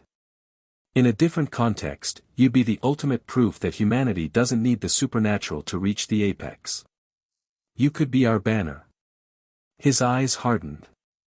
Instead, you're standing next to the infinite dragon god, attending a summit of monsters, positioning yourself as an ally of the very forces that have treated humanity as pawns for millennia. You know what I hear? Naruto said. I hear someone who's angry about real problems and decided that the answer is war instead of change. The supernatural factions have treated humans badly, I've seen enough in 1 week to know that's true. But the answer isn't to burn everything down. It's to build something better. Build something better, Cao Cao repeated, and the contempt in his voice could have peeled paint. With them? With devils who reincarnate humans as servants? With fallen angels who experiment on sacred gear wielders? With a heaven that lost its god and didn't even tell its followers? You'd build a better world with these as your partners? Naruto didn't flinch. Yeah. I would. Because I've done it before. I built peace with people who tried to kill me, who destroyed my home, who murdered people I loved. I did it because the alternative, endless war, endless revenge, endless hate, isn't justice. It's just more suffering with a better excuse. The room was utterly still. Every delegate, every guard, every faction leader was watching the exchange with the frozen intensity of people who understood they were witnessing something that would be discussed for decades. Cao Cao stared at him. And for a moment, just a moment, something shifted behind those burning eyes. Not agreement. Not doubt. But recognition. The acknowledgement that the person standing across from him was operating from genuine conviction, not naivety. Then the moment passed, and Cao Cao smiled, and the smile had teeth. Let's test that conviction. He moved. The true Longinus covered the distance between them in a blur that most beings in the room couldn't track. Cao Cao was fast, not supernaturally fast, not magically enhanced, but trained to a level of human perfection that transcended what the word human was supposed to mean. The spear led his charge, its holy aura expanding into a cone of obliterating light that would disintegrate anything supernatural it touched. Naruto caught the blade between 2 fingers. The shockwave from the arrested impact blew out every remaining intact barrier in the dimensional space. Tables shattered. Chairs became kindling. Several lesser delegates were knocked off their feet by the concussive force alone. But the true Longinus stopped. Dead. Its god-killing light pressed against Naruto's fingers and found something it couldn't pierce, not a barrier, not a technique, but the fundamental reality of his existence. Chakra wasn't supernatural in the way this world defined the term. It wasn't demonic or holy or draconic. It was something else entirely, and the true Longinus, for all its power, was a weapon designed for a specific ecosystem. Naruto existed outside that ecosystem. Cao Cao's eyes went wide. For the first time in the encounter, genuine surprise broke through his composure. Interesting, Naruto said, still holding the spear tip between his fingers. That's a hell of a weapon. I can feel what it's trying to do, unravel anything divine or supernatural at the molecular level. Nasty piece of work. He looked Cao Cao in the eye. Doesn't work on me, though. I'm not from your mythology. Cao Cao wrenched the spear back and came again, faster this time, adjusting his angle, his technique, probing for weaknesses with the analytical ferocity of a genius combatant who had never encountered something his weapon couldn't cut. The true Longinus blurred through combinations that would have killed a high-class devil 10 times over, each thrust and sweep executed with a precision that spoke of a lifetime of obsessive training. Naruto moved through them like water around stones. Not Sage Mode. Not 6 paths. Not even close to his full capacity. He was reading Cao Cao's patterns, feeling the shape of his fighting style, learning him the way Jiraiya had taught him to learn an opponent, not just their techniques, but their rhythm, their philosophy, the story their body told when it fought. Cao Cao was extraordinary. No exaggeration, no qualification. The man was a prodigy of combat at a level that Naruto had rarely seen in any world, fluid, creative, adaptable, switching between styles mid-combination, using the true Longinus's unique properties to create attack angles that shouldn't have been possible. He was also channeling the spear's deeper abilities now, rings of holy light expanding from the shaft, each one a targeted annihilation field that would have erased a lesser being from existence. None of it touched Naruto. But it was close. Closer than anything in this world had come. "You're good," Naruto said, and meant it. "I'm the best," Cao Cao said, and he meant it too. There was no arrogance in the statement, only the absolute certainty of someone who had measured themselves against everything and come out ahead. He spun the Longinus in a wide arc, triggering its subspecies ability, a localized expansion of holy aura that turned the air itself into a weapon, consecrating the space around them into a killing field for anything non-human. Naruto stepped through it without slowing down. He closed the distance between them in a single stride and placed his palm flat against Cao Cao's chest. Not a strike. Not a Rasengan. Not a jutsu. Just his hand, resting against the hero faction leader's sternum with the gentle, implacable pressure of an oncoming tide. Cao Cao froze. Not because of the contact, because of what he felt through it. Naruto let a fraction of his power flow through the touch. A controlled, precise taste of what lay beneath his surface. The Sage Chakra. The Bijou Chakra. The 6 Paths energy. Layer after layer, each one deeper than the last, each one exponentially more vast, until the scope of it shattered any framework Cao Cao might have been using to measure it. "You feel that?" Naruto said, his voice low, meant only for the two of them. "That's not even close to all of it. And I'm telling you, not as a threat, not as a boast, but as someone who respects what you can do, your cause has real merit. Humans have been sidelined. That's wrong, and it should change. But this path, Cao Cao. This warrior building. It ends with people dead who didn't have to die. I've walked that road. I've seen where it goes." Cao Cao stood perfectly still. His grip on the true Longinus hadn't wavered, the man's composure was inhuman even by inhuman standards, but his eyes had changed. The certainty was still there, the conviction, the fire. But there was something else now. A hairline fracture in the foundation, visible only because Naruto knew what to look for. Doubt. Not much. But present.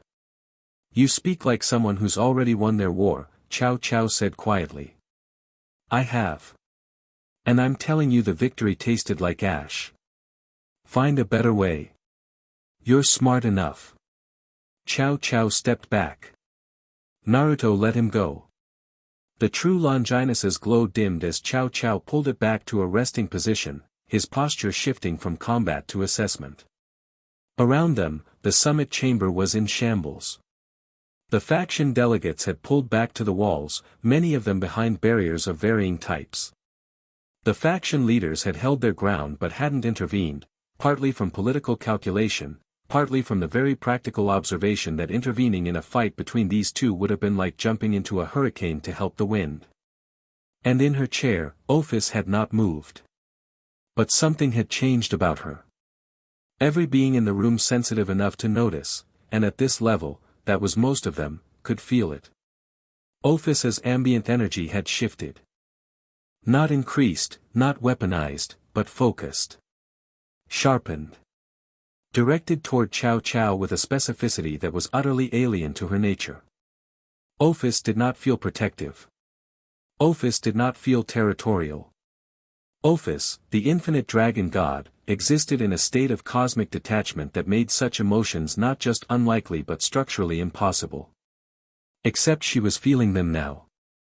And the room knew it. Chow Chow knew it. He looked at Ophis, and whatever he saw in those bottomless dark eyes made him take an involuntary step back, the first involuntary movement Naruto had seen from him. It wasn't the power that did it, though her power was beyond comprehension. It was the intent. The quiet, absolute promise that lived in her gaze, unblinking and infinite. If you harm him, I will end you. Not destroy you. Not kill you. End you. In every sense, across every dimension, for all of time. You will not have existed. She didn't say it. She didn't need to. Some threats transcended language. George, Chow Chow said, his voice perfectly steady despite the retreat. We're leaving. The bespectacled man nodded and raised his hands. A spatial distortion bloomed behind the hero faction, their exit, prepared in advance, because Chow Chow never entered a room without knowing exactly how he'd leave it. But Chow Chow paused at the threshold. He looked back at Naruto. You could have been humanity's champion, he said. Instead you stand with monsters. I stand with people, Naruto said. Some of them have wings. Some of them have tails. Some of them are infinite dragon gods with a candy addiction. That doesn't make them monsters. We'll see. He stepped through the distortion, and his team followed, and the spatial tier sealed behind them with a whisper of displaced air. The room exhaled. Well, Azazel said, into the ringing silence. That happened. Surzex moved first, stepping forward to survey the damage.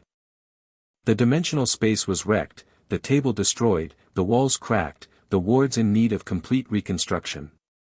But the faction leaders were unharmed, the delegates were intact, and no one had died. Given that the hero faction had just infiltrated the most secure gathering in supernatural history and personally engaged an unknown entity of godlike power, no one died, was a better outcome than anyone had a right to expect.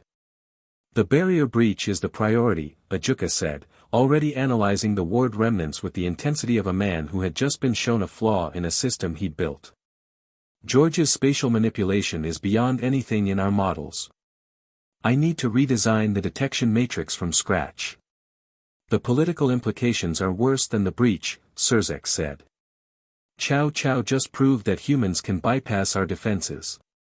Every faction's security model is obsolete as of tonight. He proved more than that, Michael said softly. Everyone looked at the Archangel.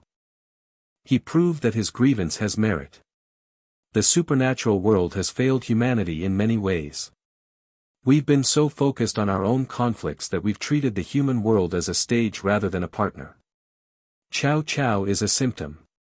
If we don't address the disease, there will be more like him. Naruto looked at Michael with newfound respect. The Archangel caught his gaze and offered a tired, genuine smile. You said something similar, I believe, Michael added. About building something better. I did. Then perhaps that's where we start. Surzex nodded slowly. Naruto. What you did tonight, engaging Chow Chow, containing the situation, preventing casualties, you didn't have to do that. Yeah, I did. No. You didn't. You could have let us handle it. You could have stayed in your seat and let the factions deal with a faction problem. Instead you put yourself between the most dangerous human alive and a room full of people who, frankly, haven't given you much reason to protect them. Surzex met his eyes, and the political mask was gone. Underneath was just a man, old, powerful, tired, and genuinely grateful. Thank you. Naruto shrugged. Like I said. I help people who need help. That's the deal. Seraphol was studying him with an expression that had abandoned playfulness entirely. You matched Chow Chow without using any of the abilities our intelligence suggests you possess. No sage transformation. No bijou cloak. No six paths techniques. The room went very quiet. You weren't even trying, Seraphal said. Naruto said nothing. Which was, of course, an answer in itself. Azazel broke the tension with a low whistle. Kid, remind me never to play poker with you. The summit reconvened in a secondary space that Ajuka constructed on the fly, a testament to the Satan's genius that he could build a dimensionally stable meeting room from scratch in under 3 minutes. The remaining discussion was more productive than anyone expected. The framework Falbium had proposed, recognizing Naruto and Ophis as an independent power, was formally adopted. Communication channels were established. Protocols for cooperation were outlined, with Naruto's condition of unrestricted action in defense of innocence accepted by all 3 factions. It wasn't perfect. Politics never was. But it was a start, and Naruto had lived long enough to know that starts were all you could ask for. The rest was work and time and the stubborn refusal to give up on people. As the summit wound down and delegates began filing out, Ophis stood from her chair and walked to Naruto's side. She had been silent through the entire post-attack discussion, silent, but present, which everyone was learning to recognize as her version of participation.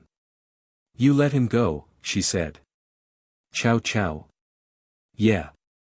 He will come back. Probably. Stronger. Almost certainly. You are not concerned. Naruto looked at her. Are you? Ophis considered this for a moment that stretched longer than any of her previous pauses.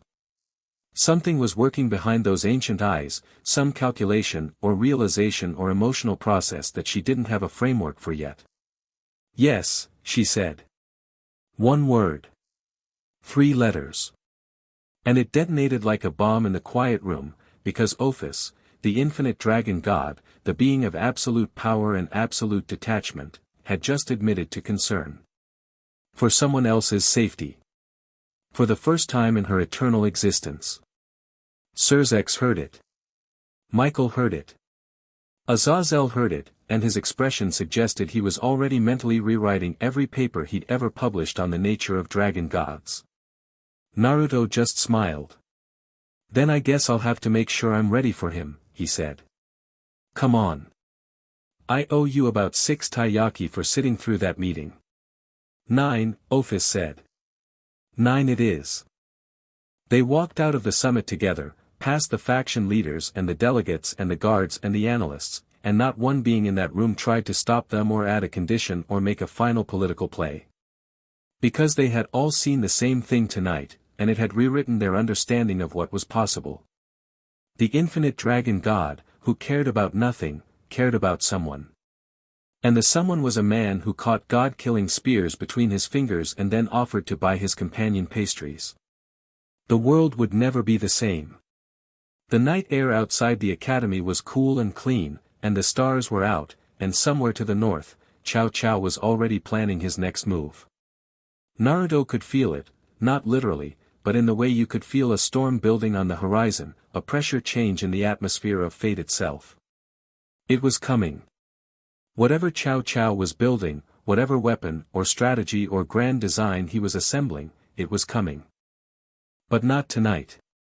Tonight there was taiyaki and starlight and the quiet company of someone who had chosen him over infinity. That was enough. Chapter 4, What Silence Sounds Like Rain came to Kuoh Town on the 9th day. Not the gentle drizzle that the region was known for in this season, but a proper downpour, sheets of water hammering the streets, turning gutters into rivers, driving everyone with sense indoors. The sky was iron gray from horizon to horizon, and the sound of it against the apartment windows was a constant, rolling drum that swallowed all other noise. Naruto loved it. Rain had always calmed something in him, some restless frequency that ran beneath his usual energy. Jiraiya had once told him it was an Uzumaki thing.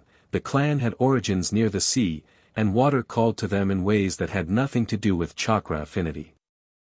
Naruto didn't know if that was true or if Jiraiya had been making it up, which was always a coin flip with the old man, but the feeling was real regardless. He sat on the floor of his apartment with his back against the couch, legs stretched out, a cup of tea cooling in his hands. The apartment was small, a bedroom, a bathroom, a combined kitchen and living area, but it was clean and warm and his, at least for now. Rias had offered to upgrade him to something more fitting for an independent power recognized by 3 factions, a phrase she delivered with the faintest trace of amusement. He declined. He didn't need fitting. He needed 4 walls and a roof and a place to think. Ophis was at the window. She stood on the sill, bare feet balanced on the narrow ledge, forehead nearly touching the glass. Rain coursed down the other side in rivulets that fragmented the city lights into abstract patterns, and she watched them with the absolute attention she gave to everything that caught her interest, total, consuming, as if the rain were a text written in a language she was still learning to read. She'd been standing there for an hour. Naruto didn't interrupt. He'd learned in their days together that Ophis had modes, observation mode, consumption mode, which covered all food-related activities, proximity mode, where she simply existed near him without interaction, and, increasingly, a 4th mode that he'd started thinking of as reaching. Moments where she seemed to be straining towards something she couldn't name, some understanding or experience or feeling that lived just beyond the edge of her vast comprehension. The rain had put her in reaching mode. He could feel it in the texture of her energy, a subtle shift, like the tide changing, almost imperceptible unless you were attuned to it. He was attuned to it. More every day. Naruto, she said, without turning from the window. Yeah. Tell me about your world. It wasn't the first time she'd asked. She'd made similar requests over the past days, short, direct, always phrased as commands rather than questions. But tonight the words carried a different weight. Not curiosity in the intellectual sense. Something closer to need. He took a sip of his tea and thought about where to start. It was beautiful, he said. And broken. Those things lived side by side so naturally that most people stopped noticing either one. She turned from the window. Just her head, her body still facing the glass, a movement so precise it was almost mechanical. Her dark eyes found him across the room. Tell me about the broken parts first. He almost smiled. Of course she'd want that. Ophis had no frame of reference for beauty, she'd existed in an infinity of it for so long it had become invisible. But brokenness was something she understood. The dimensional gap had been broken when Great Red claimed it. Her existence since then had been defined by that break. So he told her. He told her about being a kid in Konoha, not the sanitized version, not the inspirational arc, but the real thing. The empty apartment. The stairs. The way shopkeepers would see him coming and find a reason to close early. The birthdays spent alone, eating instant ramen on his kitchen floor, not understanding why the entire village looked at him like he was something that should never have been born. He told her about discovering the fox. About the seal, about the burden his father and mother had placed on him in the same breath as their love, about the years of learning to carry something monstrous inside him without becoming a monster. He told her about Irika, the first person who looked at him and saw Naruto instead of the Ninetales. About Team 7, the family he'd built from a broken genius, a girl who outgrew them all, and a teacher who arrived late to everything except the moments that mattered. He told her about Sasuke. This took a while. Their story didn't fit neatly into summary, it was too large, too knotted, too full of contradictions and betrayals and the kind of love that could only exist between people who had tried to kill each other and meant it. He told her about the Valley of the End, both times. About the years of chasing, of refusing to give up, of carrying a promise so heavy it should have crushed him and running with it instead. Ophis listened. Not the way people usually listened, with reactions, with nods, with the little verbal affirmations that humans use to signal engagement. She listened the way the ocean listened to the shore. Completely. Without interruption. Without judgment. Taking it in and holding it in some vast internal space where meaning accumulated like sediment. He tried to kill you, she said, when he paused. Multiple times. Yeah. And you continue to pursue him. Yeah. Why? Naruto set down his tea. He'd been asked this question before, by smarter people than him, by wiser people, by people who had every right to call him a fool for the answer. He'd never once found a way to explain it that satisfied anyone except himself. Because I saw myself in him, he said. The loneliness, the anger, the way the world had taken everything from him and then expected gratitude for whatever scraps it offered back. If one thing had gone differently in my life, one person, one moment, I could have been him. And I couldn't abandon someone I understood that completely. Not and still be me. Ophis was quiet for a long time. The rain filled the silence, and it was a good silence, full rather than empty, like the rest between notes in a piece of music. I do not understand that, she said finally. But I recognize it. Recognize it how? It is why I am here. She stepped down from the windowsill, landing without sound, and walked across the room to where he sat. She lowered herself to the floor beside him, not across from him, not at a distance, but beside him, close enough that their shoulders nearly touched. For Ophis, this was the equivalent of a bear hug. Your energy feels like the gap. I told you this.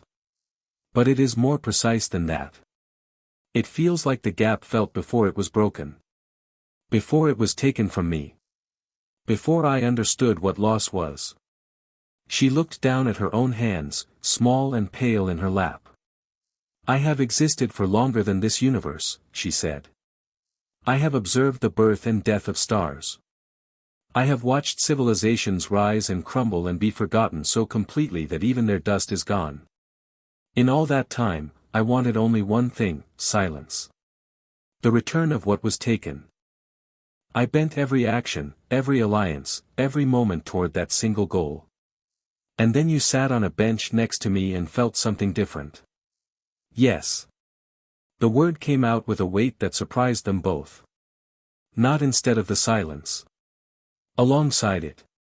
As if the silence I had been seeking was not a place, but, she stopped. Her brow furrowed, an expression of frustration so human it made Naruto's chest ache. I do not have the word. A feeling, he offered gently. Perhaps. I do not know what feelings are. I know what they look like from outside. I have watched beings experience them for eternity. But I have never, another stop. Another furrow. This is, difficult. Yeah, Naruto said. It is. They sat together in the rain sound, and Naruto did something he'd learned from Iruka, from Jiraiya, from Kakashi, from every person who'd ever been there for him when the words weren't enough. He simply existed beside her. Present. Warm. Unhurried. Giving her the space to fumble towards something she'd never had to reach for before. Tell me about the beautiful parts, Ophis said. Of your world. So he did. He told her about the forests of the land of fire in autumn, when the canopy turned to a cathedral of gold and crimson and the light filtered through like something holy. About the hot springs in the mountains near the cloud village, where the water was so warm and the air so cold that steam rose in columns that looked like ghosts dancing.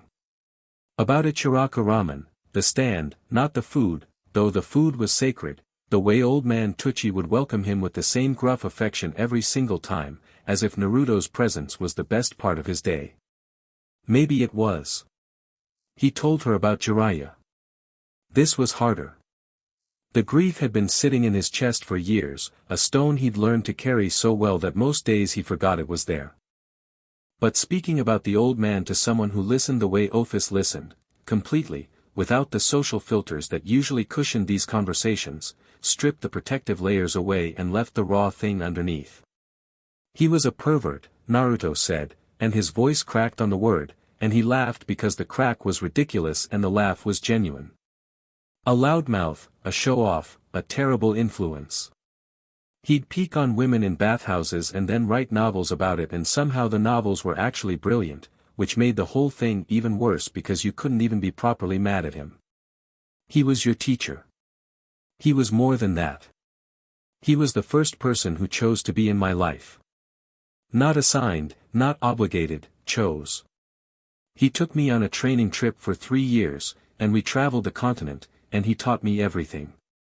Not just techniques. How to be a person. How to laugh when things were hard. How to keep going when the world gave you every reason to stop. And he died. Yeah. The word was a stone dropping into still water. He went after an enemy alone because he thought the information was worth the risk, and he was right, and it killed him. I found out when I came home from a mission. Tsunade told me. She was crying. I'd never seen her cry before. Ophis's hand moved. It was small and deliberate and had the careful quality of someone performing an action they'd seen but never executed. She placed her hand on top of his, where it rested on his knee. Her skin was cool. Not cold, not the chill of something dead, but the temperature of deep water, constant, unaffected by the world around it. Against his warmth, the contrast was startling and somehow perfect. I do not understand grief, Ophis said. But I understand absence. The gap was full, and then it was not. Something essential was removed, and the shape of what remained was defined by what was missing. She paused. Is that what grief is? The shape of what is missing? Naruto looked at her hand on his. Then at her face, where something lived behind the flatness that he was only now learning to see, something vast and tentative and reaching. Yeah, he said, and his voice was rough. That's exactly what it is. They stayed like that while the rain hammered the windows and the night deepened around them, two beings from different infinities discovering that the distance between them was smaller than either had imagined. Morning came gray and wet, the rain having settled into a steady drizzle that promised to last the day. Naruto was on the roof of his building by 6, moving through taijutsu forms that he'd adapted to incorporate this world's natural energy. The movements were meditative, flowing, precise, each one a conversation between his body and the forces around it. Rain beaded on his skin and slid off in sheets as his chakra unconsciously regulated his temperature. Ophis watched from the roof's edge, sitting cross-legged on the railing with an umbrella she was holding upside down, collecting rain. She'd decided she liked collecting rain. Naruto hadn't asked why. He was halfway through a kata sequence when his sensory field pinged. The approaching energy was familiar, draconic, white-hot, suppressed to a conversational level but still impossible to miss. It was coming from the north, moving at walking speed, deliberately unhurried. We have company, Naruto said. The White One, Ophis confirmed. He is alone. Valet Lucifer landed on the rooftop 3 minutes later, descending from the clouds without his armor, wearing civilian clothes that looked expensive and slightly uncomfortable, as if he'd put them on specifically for this visit and resented the necessity. His silver hair was dark with rain, plastered to his forehead, and his blue eyes carried the same hungry intensity they'd held during his dramatic entrance through Rias's ceiling. But there was something else in them today. Something that looked, against all probability, like respect. Uzumaki, he said. Valley. Naruto finished his kata, rolled his shoulders, and faced the White Dragon Emperor. This a social call or a professional one? Both. Valle's gaze flicked to Ophis, then back to Naruto. He was doing a remarkable job of not showing how deeply it bothered him that the infinite dragon god was casually sitting on a railing collecting water in an umbrella. I heard what happened at the summit. Chow chow. Word travels fast. I have good sources. You fought him hand to hand, matched the true Longinus without accessing your full power, and let him walk away. That about covers it. I want what he got. Naruto raised an eyebrow. A fight, Valle clarified, with the strained patience of someone not accustomed to clarifying anything. A real one. Not in a clubroom, not with bystanders, not interrupted by politics. A proper battle between us, with nothing held back. Why? The question seemed to catch Valle off guard. He frowned, and for a moment the hunger gave way to something more vulnerable, the flash of someone being asked to justify a need so fundamental they'd never examined it. Because I've spent my entire life preparing to fight the strongest, Valis said. I was born with the power of the White Dragon Emperor. I'm the descendant of the original Lucifer. I've trained with Azazel since childhood. Every choice I've made, every technique I've mastered, every limit I've broken, it was all for the purpose of standing at the top. Of finding someone worth testing myself against. His jaw tightened. And then you showed up. From another dimension, carrying power that doesn't follow any rules I understand, with the infinite dragon god following you around like, careful, Ophis said mildly. Like someone who has chosen your company, Valley finished, with diplomatic precision. You are the strongest thing I've ever sensed. I need to fight you. Not want. Need. Naruto looked at him, really looked, the way he'd learned to look at people during the war, peeling back the surface to find the architecture beneath. Valley Lucifer was arrogant, battle-obsessed, and potentially dangerous. But he was also honest, disciplined, and driven by something more complex than simple bloodlust. The need to fight the strongest wasn't just ego. It was identity. It was the only framework he'd ever been given for understanding his own worth. Naruto recognized it because he'd seen it before, in a boy with dark eyes and a curse mark and a name that meant everything and nothing at the same time. Not the same. But rhyming. Alright, Naruto said. But we do this right. Away from the town, away from people. And when it's over, no grudges, no rematches demanded, no I need to beat you obsession that takes over your life. I've seen that movie. It doesn't end well. Something flickered across Vala's face, not offense, but an uncomfortable recognition, as if Naruto had described a path he'd already started down without realizing it. Agreed, Valis said. Where? Naruto looked out over the rooftops of Kuoh, past the town's borders, toward the wilderness he'd sensed during his expanded meditation sessions. Mountains to the northwest, dense and uninhabited, with a valley between two peaks that was far enough from civilization to absorb the kind of damage he was anticipating. There's a valley about 40 miles northwest. Big, empty, solid bedrock. Should hold up to what we're going to do to it. Should. Probably.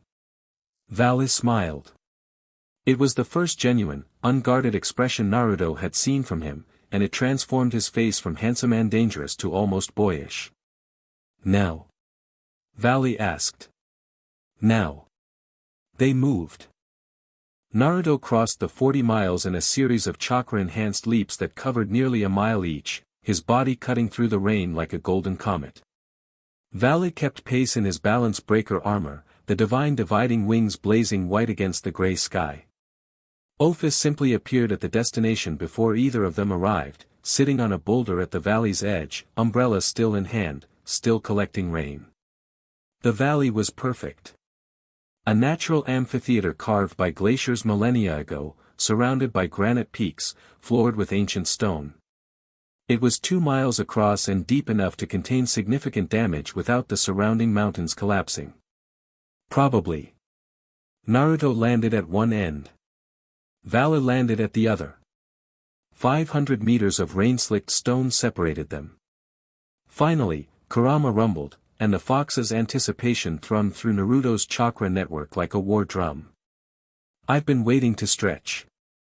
Keep it proportional, Kurama. I want a fight, not a funeral. You're no fun anymore. Across the valley, Vala's aura ignited. The balance breaker armor blazed with silver-white light, wings spreading wide, the blue jewels along his body pulsing with the rhythm of Albion's power. The White Dragon Emperor was magnificent in full readiness, a fusion of human ambition and draconic might that represented the pinnacle of what a sacred gear wielder could achieve.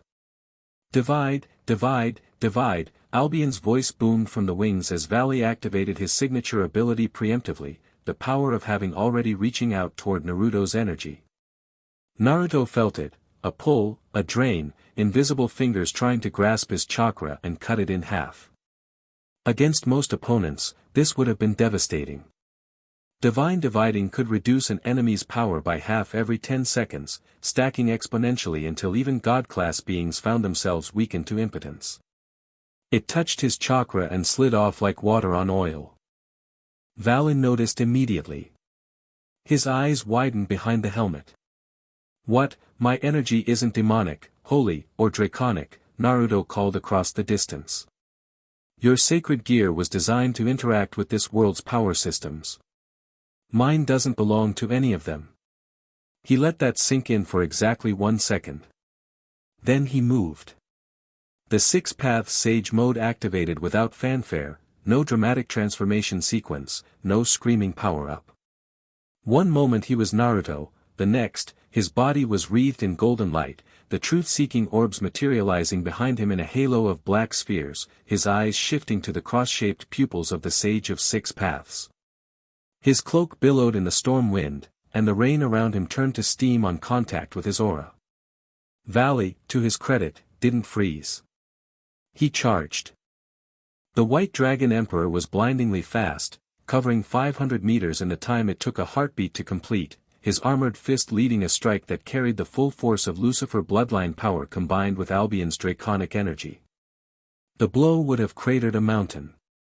Naruto caught it in his palm. The impact wave tore across the valley floor, splitting stone, sending a wall of pulverized rock radiating outward in every direction. The mountains shook. The rain was blasted sideways for 100 meters. Naruto hadn't moved his feet. Vala's eyes went wide. Then they went fierce. He ripped his fist free and launched into a barrage, fists, kicks, wing strikes, each one reinforced with demonic power and draconic energy, each one fast enough to break the sound barrier. He was extraordinary. His technique was crisp and creative, mixing martial arts with sacred gear abilities in combinations that showed genuine genius. He used Divine Dividing's wings as weapons, the feathers of light becoming blades that he directed independently, creating a three-dimensional attack pattern that would have overwhelmed any opponent with fewer than 6 eyes. Naruto had more than 6 ways to track an attack. He wove through Vala's offense with the fluid ease of someone dancing with a partner, his movements just efficient enough to dodge by millimeters, just fast enough to stay ahead of escalation. He wasn't toying, that wasn't his style, but he was reading, mapping Vala's fighting language the way he'd mapped Cao Cao's, building a complete picture of the White Dragon Emperor's capabilities. And when the picture was complete, he responded. A single punch. Right hand, no chakra enhancement beyond what passively infused his body in 6 paths mode. It connected with Vala's chest plate and launched the White Dragon Emperor across the valley like a bullet, his armor cracking from sternum to shoulder, his body carving a trench through solid granite before slamming into the far mountain hard enough to embed him 20 feet into the rock face. Silence. Just the rain. Then laughter. Valley pulled himself from the crater, armor regenerating, blood running from a split lip that was already healing. He was laughing, not the maniacal laughter of a villain or the desperate laughter of a madman, but the pure, unrestrained joy of someone who had finally, after a lifetime of searching, found the thing they'd been looking for. More, Valley said. Show me more. Naruto grinned. He couldn't help it. The fire in Vala's eyes was too sincere to resist, too reminiscent of every rival and sparring partner and worthy opponent who had ever made him better by pushing him harder.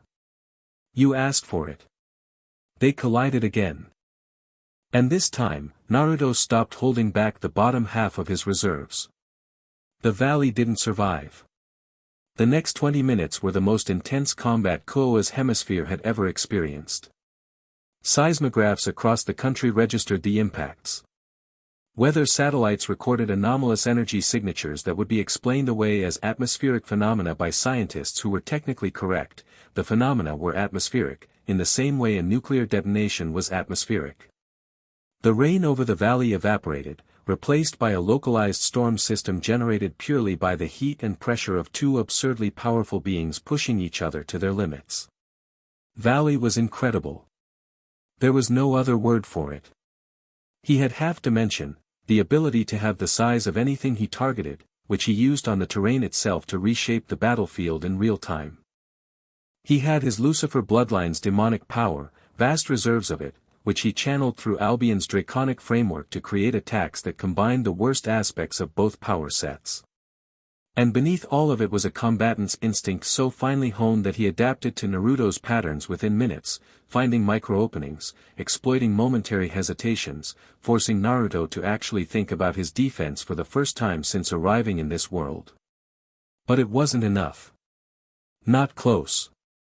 Naruto was operating at a level that Valley, for all his gifts, simply couldn't match. The Six Paths chakra gave him precognitive awareness that turned defense into a formality. Kurama's power gave him reserves so deep that Vala's attempts to outlast him were like trying to drain the ocean with a bucket. And his speed, the raw, unadorned speed of a body that had been pushed beyond every human limit and then pushed further, turned every exchange into a lesson. He let Valley have his best shots. Let the White Dragon Emperor pour everything he had into combinations that would have killed Satan-class beings. And then he answered each one with something proportional, never excessive, always controlled, always leaving Valley standing so the fight could continue. Because that was the point. Not victory. Not domination. The fight itself, and what it could teach. Valley figured it out in the 17th minute. He'd just thrown his most powerful technique, a concentrated beam of white-silver energy that combined Albion's full output with his Lucifer bloodline in a devastating convergence, and Naruto had walked through it, the attack parting around him like a river around a stone, and hit him with a Rasengan that sent him spinning through 3 mountain peaks. Valley dragged himself upright, armor half shattered, one wing broken, blood on his face, and looked across the devastated valley at Naruto, who stood in the rain without a scratch, his golden cloak barely flickering.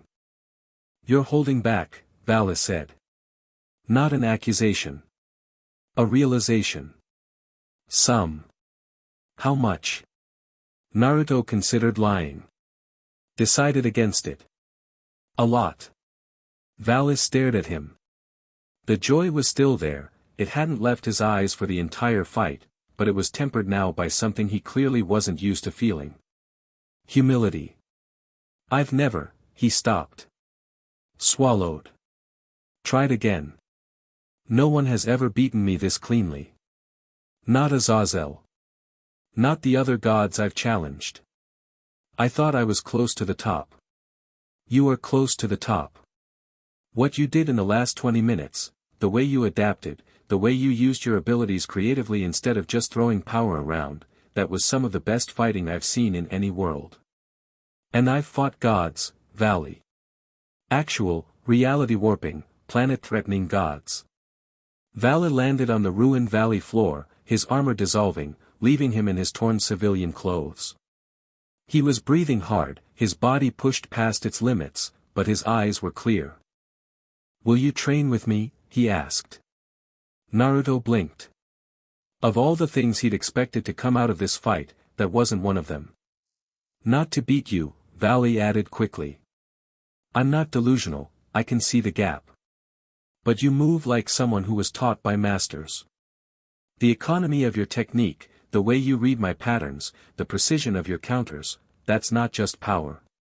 That's craft. I want to learn it. In another life, from another person, the request might have been pride-swallowing to the point of dishonesty. But Vala's directness was genuine.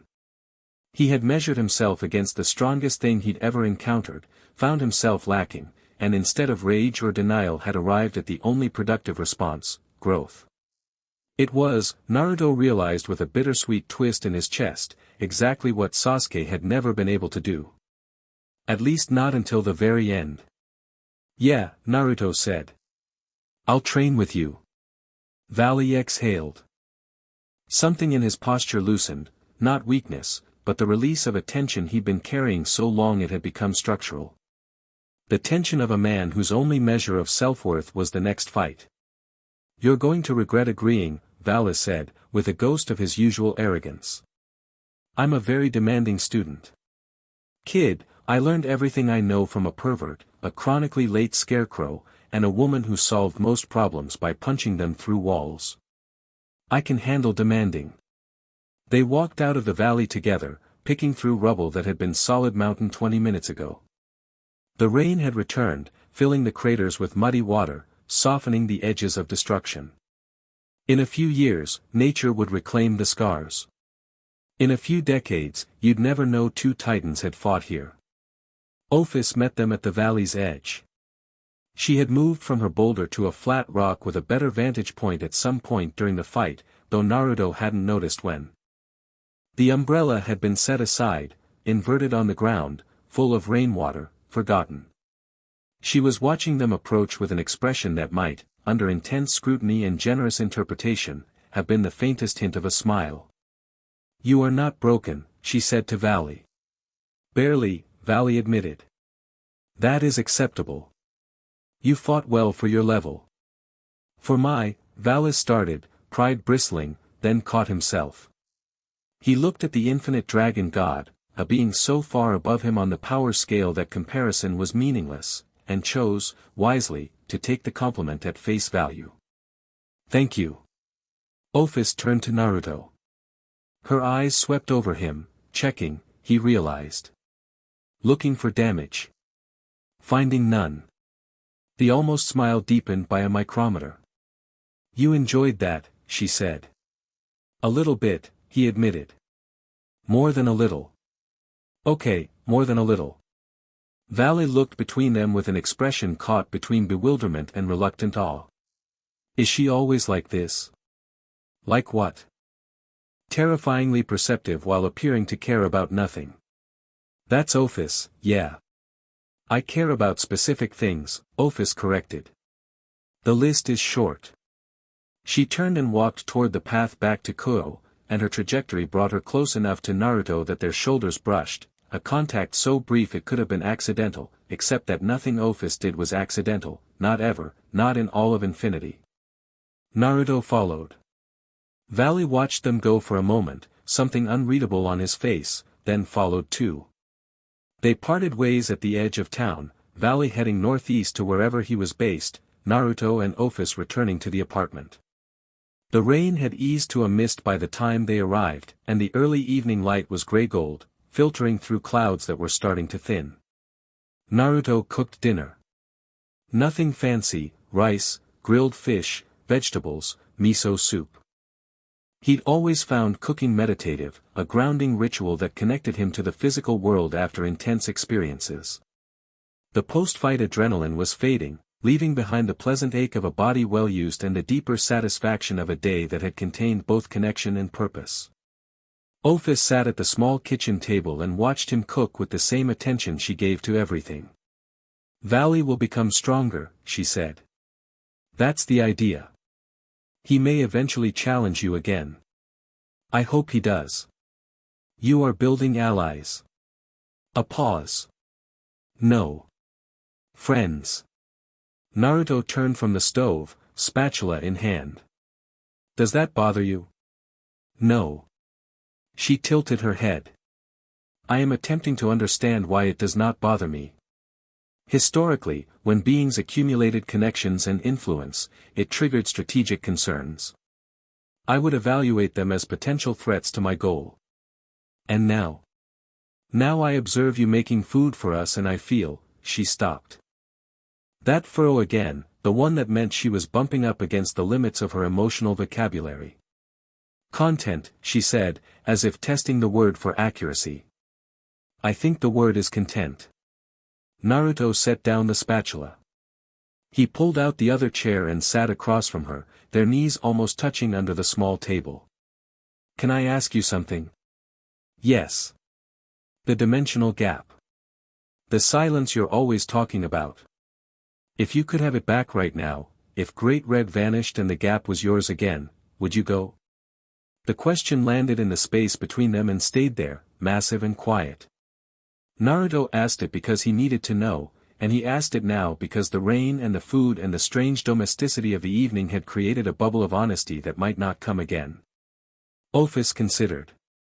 Her dark eyes went distant, focusing on something beyond the walls of the apartment, beyond the town, beyond the visible spectrum, looking, perhaps, at the dimensional gap itself, that infinite void between realities where she had existed in perfect silence for eons before Great Red shattered it. "I don't know," she said. The words fell like stones in still water. "A week ago, the answer was yes," she continued. "The answer has been yes for longer than this planet has existed. The gap is mine. It is where I belong. It is the only thing I have ever wanted. And now there is also this." She gestured, not at the apartment, not at the food, but at the space between them. The narrow distance of a small kitchen table, occupied by two impossible beings having an impossible conversation. This is not silence. You are loud, in the way your energy moves and your emotions resonate and your laughter fills spaces. You are the opposite of what I spent eternity seeking. But when I am near you, the absence of silence does not hurt. For the first time, the noise of existing near another being does not make me want to retreat. She met his eyes. "You asked what your energy feels like. I told you it feels like the gap. That is true, but incomplete. It feels like what the gap was supposed to be. Not empty silence. Full silence. The kind that exists when everything is exactly as it should be." Naruto's throat was tight. He'd faced gods and monsters without flinching, but Ophis sitting across a kitchen table, struggling to describe a feeling she'd never had before, using the only language she knew, the language of absence and infinity and the void between worlds, hit him harder than any attack ever had. "You don't have to choose," he said. "Between the gap and this. Whatever this is. I know. But I want you to know something." She reached across the table and put her hand on his, the same gesture from the night before, cool skin against warm. "I will stay. Not, I want to stay. Not, I choose to stay. Not a conditional or a negotiation or a statement of current preference subject to future revision. I will stay." Present tense, future tense, and eternal tense all at once, spoken by a being for whom time was not a river but an ocean she had already swum from shore to shore. Naruto turned his hand over beneath hers, palm up, and curled his fingers gently around her small hand. "Okay," he said. "Okay," she echoed. The miso soup boiled over. Naruto swore, jumped up, and barely saved it. Ophis watched him scramble with an expression that had definitely, unmistakably, evolved into an actual smile, tiny, barely there, gone in an instant, but real. They ate dinner at the small table while the rain finally stopped and the clouds parted and the first stars appeared through the kitchen window. Ophis ate 3 helpings of rice and asked for more fish. Naruto made more fish. Neither of them said anything meaningful for the rest of the evening, and neither of them needed to. Some things didn't require words. They just required presence, and patience, and the willingness to sit with someone in the space where silence and warmth overlapped. Outside, the world turned. Factions schemed. Chow Chow planned. Threats gathered on the horizon like the storm clouds that were even now building in the east, promising something far worse than rain. But that was tomorrow's problem.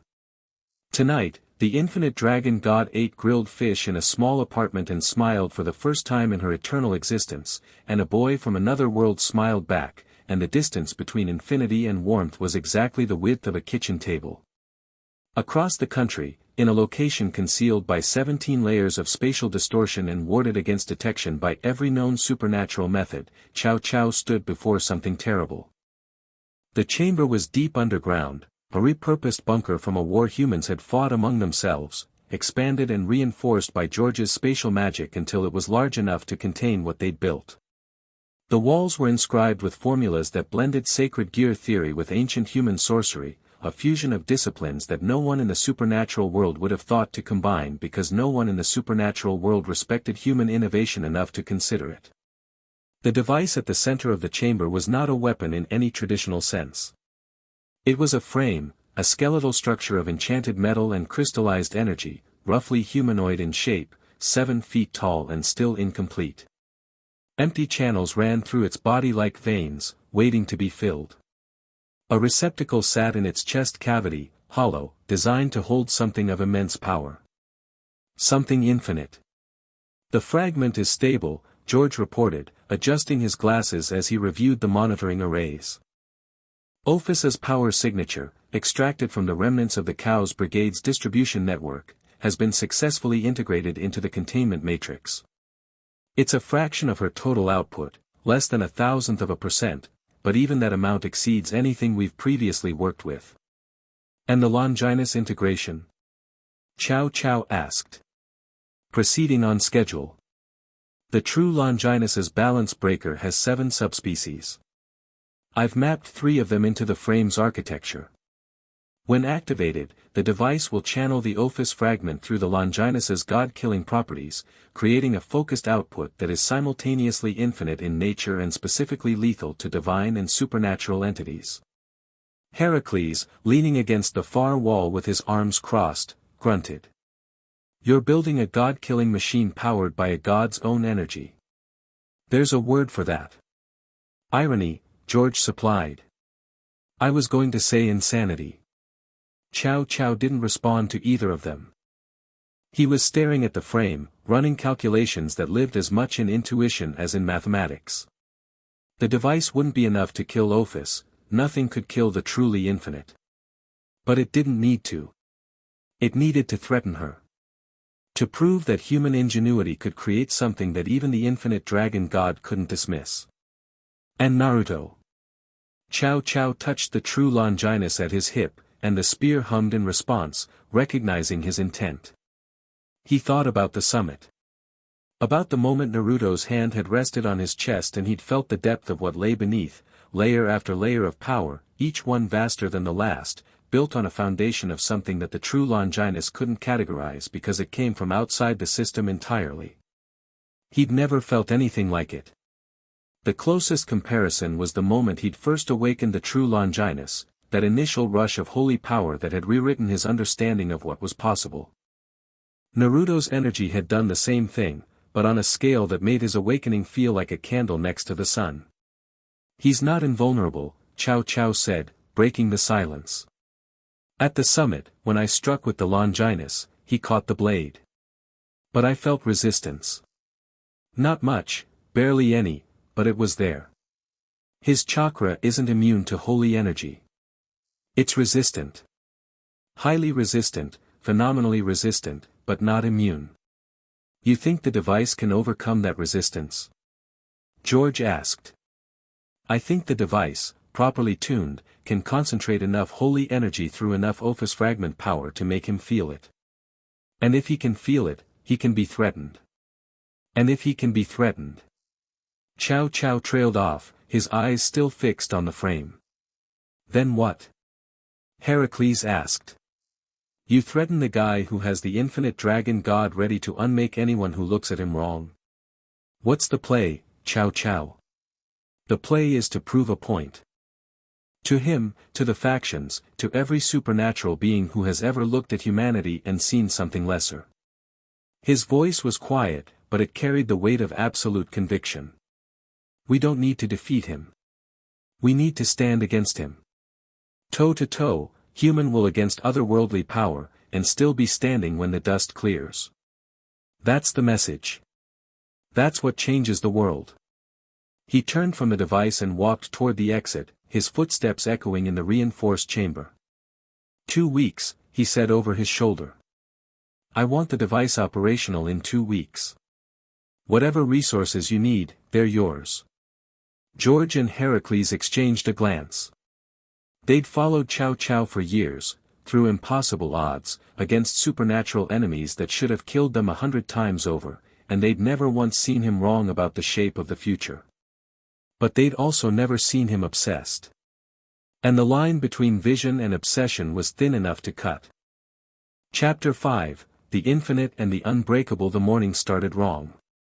Naruto felt it before he opened his eyes, a dissonance in the natural energy, subtle as a single instrument playing off-key in a symphony of thousands. He'd been in this world for 3 weeks now, long enough for his sensory field to learn the baseline rhythms of Kuoh Town and the surrounding region, the way a sailor learns the tides. And this morning, something was pulling against the tide. He sat up in bed and found Ophis standing at the window, which wasn't unusual. What was unusual was her posture. She stood rigid, her small hands pressed flat against the glass, her dark eyes fixed on a point in the distance that was beyond human sight and probably beyond most supernatural sight as well.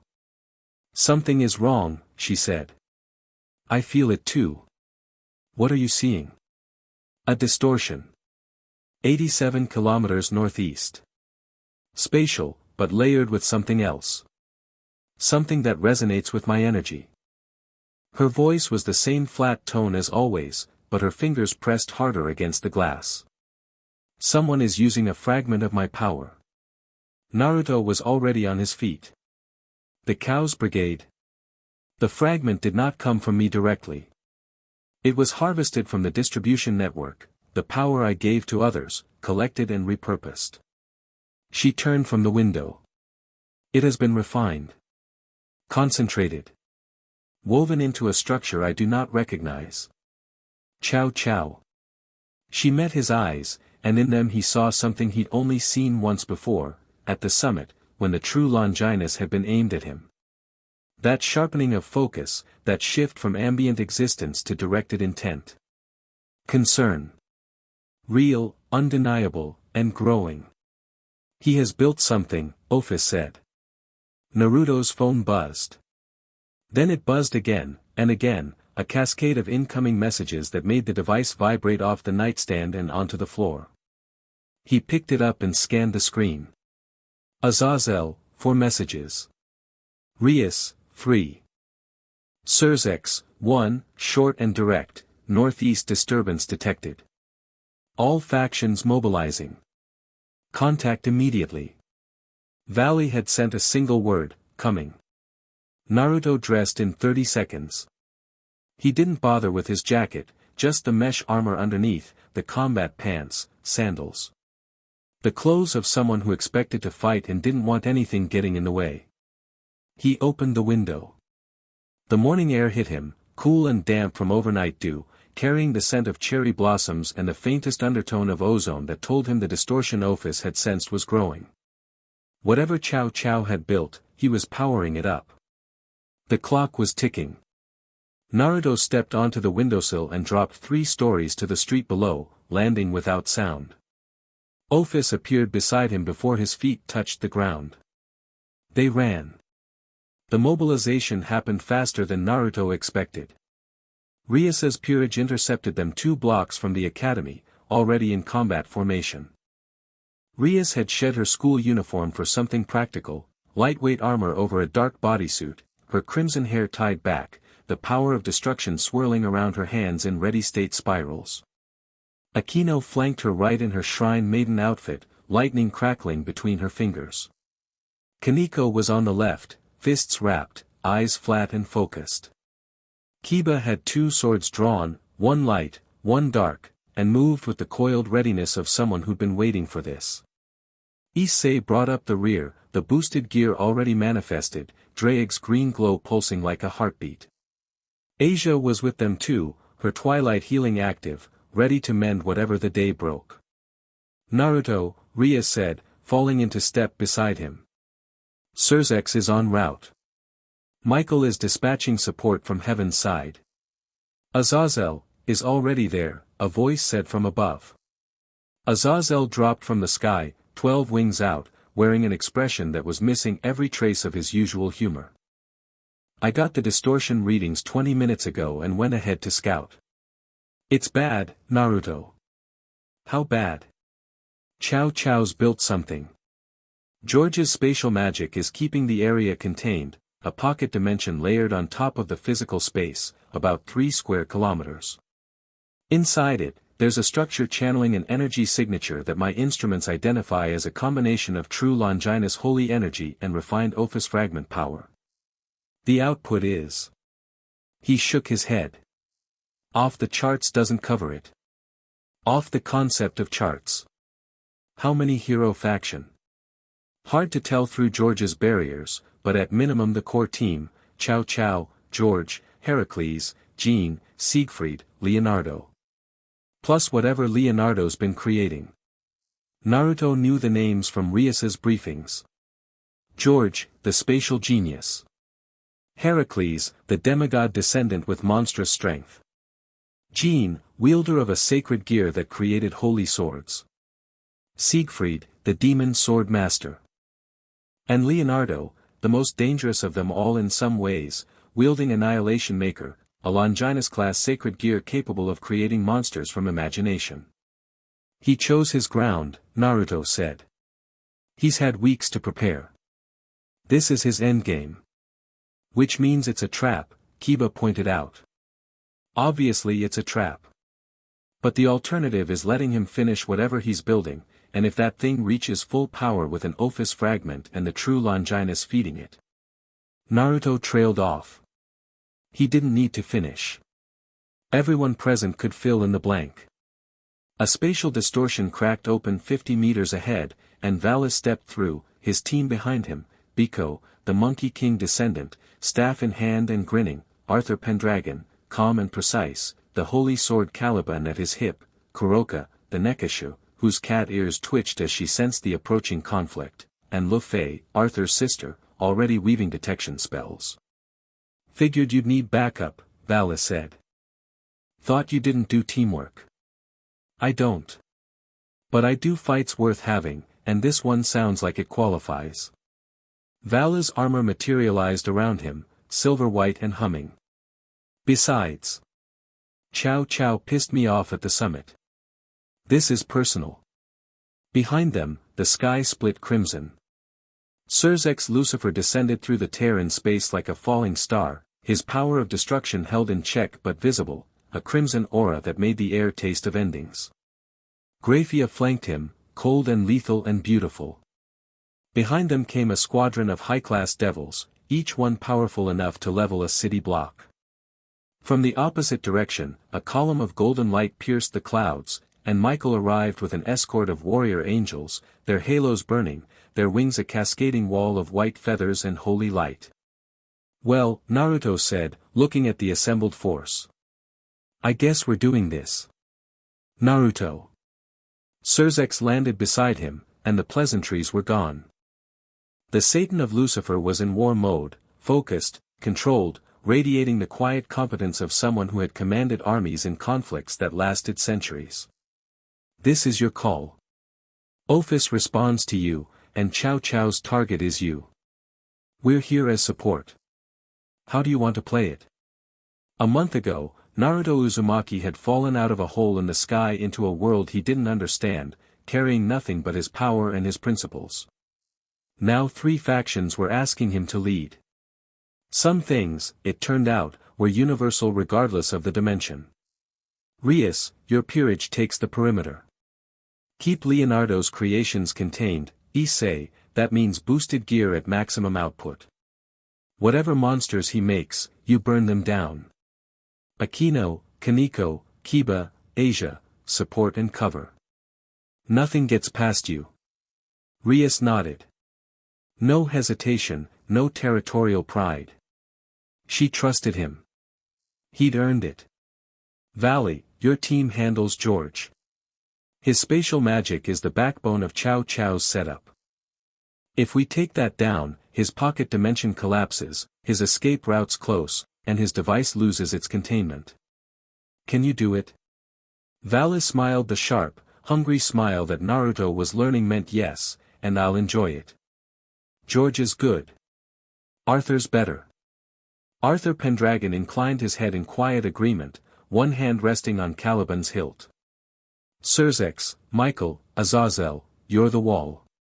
If anything gets past Rias's line or if Chow Chow has surprises we haven't anticipated, you 3 make sure it goes no further. This ends here, today, in this space. Nothing reaches the civilian population. The 3 faction leaders, beings of almost incomprehensible power, rulers of empires that span dimensions, accepted their roles without a flicker of ego. Because they recognized what they were seeing, not arrogance, not presumption, but a battlefield commander operating with the clarity that came from having won a world war before his 20th birthday. And you? Azazel asked. Naruto looked at Ophis. She stood beside him, as she always stood beside him, small and dark and infinite. Her eyes met his, and in them was something that the summit chamber had revealed and the days since had deepened, a will that had nothing to do with silence or the dimensional gap or the goals that had defined her for eons. "We take Chow Chow," Naruto said. "Together." Ophis's response was not a word. It was a shift in the air, a redistribution of reality's weight, as if the universe itself had been informed that the infinite dragon god was going to war and had adjusted accordingly. "Move out," Naruto said. They moved. George's pocket dimension was elegant. Naruto would give him that. The barrier between the real world and the constructed space was almost seamless, a membrane of layered spatial distortions that would have been invisible to anything less than sage mode detection. It covered a vast area of mountainous terrain northeast of Kuoh, enclosing a valley that had been reshaped through spatial magic into something that was part arena, part laboratory, and part killing ground. Naruto punched through the barrier. Not with technique or subtlety. He simply gathered his chakra, wrapped it around Ophis's ambient energy, which she extended to him without being asked, a gesture of trust so profound it would have made supernatural scholars weep, and drove the combined force into the dimensional wall like a fist through paper. The barrier screamed. George, wherever he was maintaining it, must have felt it like a knife in the brain. The membrane tore, and Naruto stepped through into Chow Chow's prepared battleground. It was impressive. The valley had been transformed into a layered defense, concentric rings of spatial traps, fields of holy energy that would shred supernatural beings on contact, and at the center, rising from the valley floor like a monument to human ambition, the device. It was larger than he'd expected. 20 feet tall now, fully assembled, a skeletal humanoid frame of enchanted metal that pulsed with light from the thousands of formulas inscribed on every surface. The channels that had been empty in Chow Chow's underground bunker were now filled, blazing with the distinctive violet black of Ophis's power, refined, concentrated, weaponized. At its core, where a heart would be, the true Longinus's balance breaker subspecies had been woven into the architecture, creating a fusion of infinite power and god-killing holy energy that radiated malice on a frequency Naruto could feel in his teeth. Chow Chow stood before it. No armor. No pretension. Just the man, the spear in his hand, and the absolute conviction in his eyes that Naruto had seen at the summit, refined now, honed, the doubt he'd planted apparently overcome or buried. "You came faster than I expected," Chow Chow said. "I thought I'd have another 4 hours. Sorry to disappoint." "Don't be. It means you took me seriously.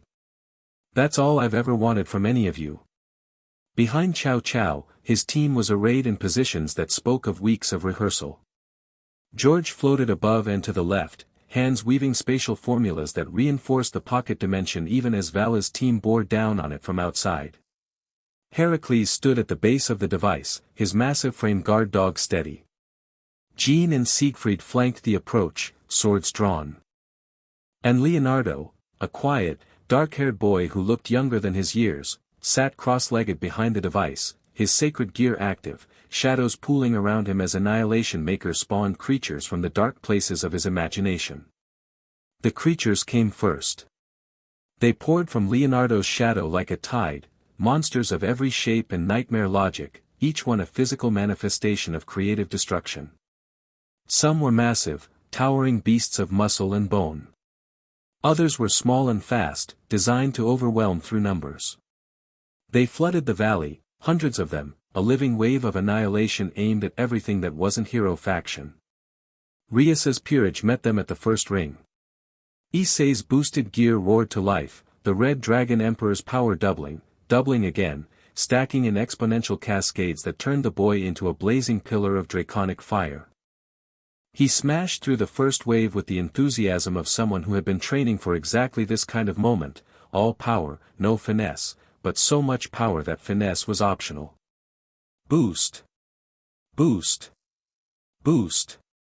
Dragon shot. The beam of red energy carved a trench through Leonardo's creations 50 meters wide. Monsters dissolved, reformed, and dissolved again as Issei poured everything he had into holding the line.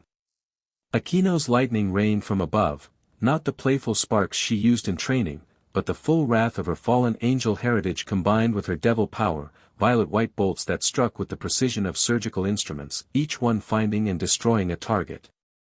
Kaneko was a wrecking ball in the ground game, her rook strength turning monster after monster into clouds of dispersing shadow.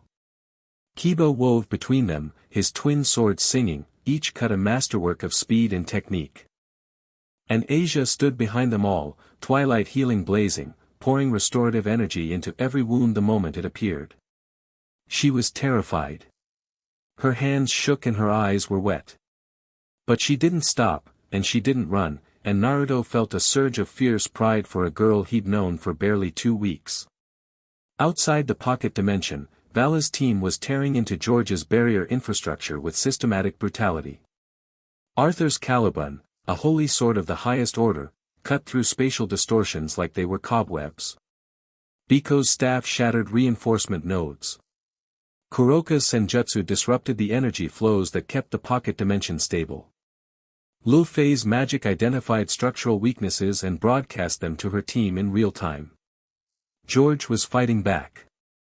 His spatial control was extraordinary, portals opening and closing in patterns designed to separate and disorient the attackers, pockets of compressed space that hit like invisible walls. But Valley was there too, divine dividing swings blazing, and every time George consolidated a barrier, Valley halved its strength with a touch. Surzex, Michael, and Azazel held the outer perimeter like 3 pillars of elemental force. A cluster of Leonardo's larger creations, kaiju-scale nightmares that had slipped past the first line, met the power of destruction and simply ceased to exist. Michael's holy light burned through another wave with the quiet efficiency of dawn erasing shadows. Azazel, wielding an artificial sacred gear of his own design, handled the rest with the casual competence of a man who had been fighting since before human civilization developed agriculture. The battlefield was chaos. Magnificent, terrible, world-shaking chaos. And at its center, Naruto walked toward Cao Cao. Heracles met him first. The descendant of Heracles was everything his bloodline promised, enormous, impossibly strong, wielding a sacred gear that turned his body into a weapon of mass destruction. He swung a fist wrapped in explosive force that would have flattened a building. Naruto caught the fist, redirected its momentum, and threw Heracles through 2 of Leonardo's larger creations with a single pivoting motion. The demigod descendant hit the far wall of the valley hard enough to crack the mountain and didn't get up. Jean came next, holy swords materializing around her in a storm of blades, dozens of them, each one forged from her sacred gear's ability, each one carrying enough holy energy to kill a high-class devil. They converged on Naruto from every angle, a cage of consecrated steel designed to pin and perforate. Naruto flared his chakra. The truth-seeking orbs expanded, forming a barrier that the holy sword struck and shattered against like waves on a cliff face. He walked through the remains of her attack without slowing, and a gentle pulse of wind-natured chakra picked Jean up and deposited her outside the combat zone with enough force to stun but not enough to break. Siegfried was harder.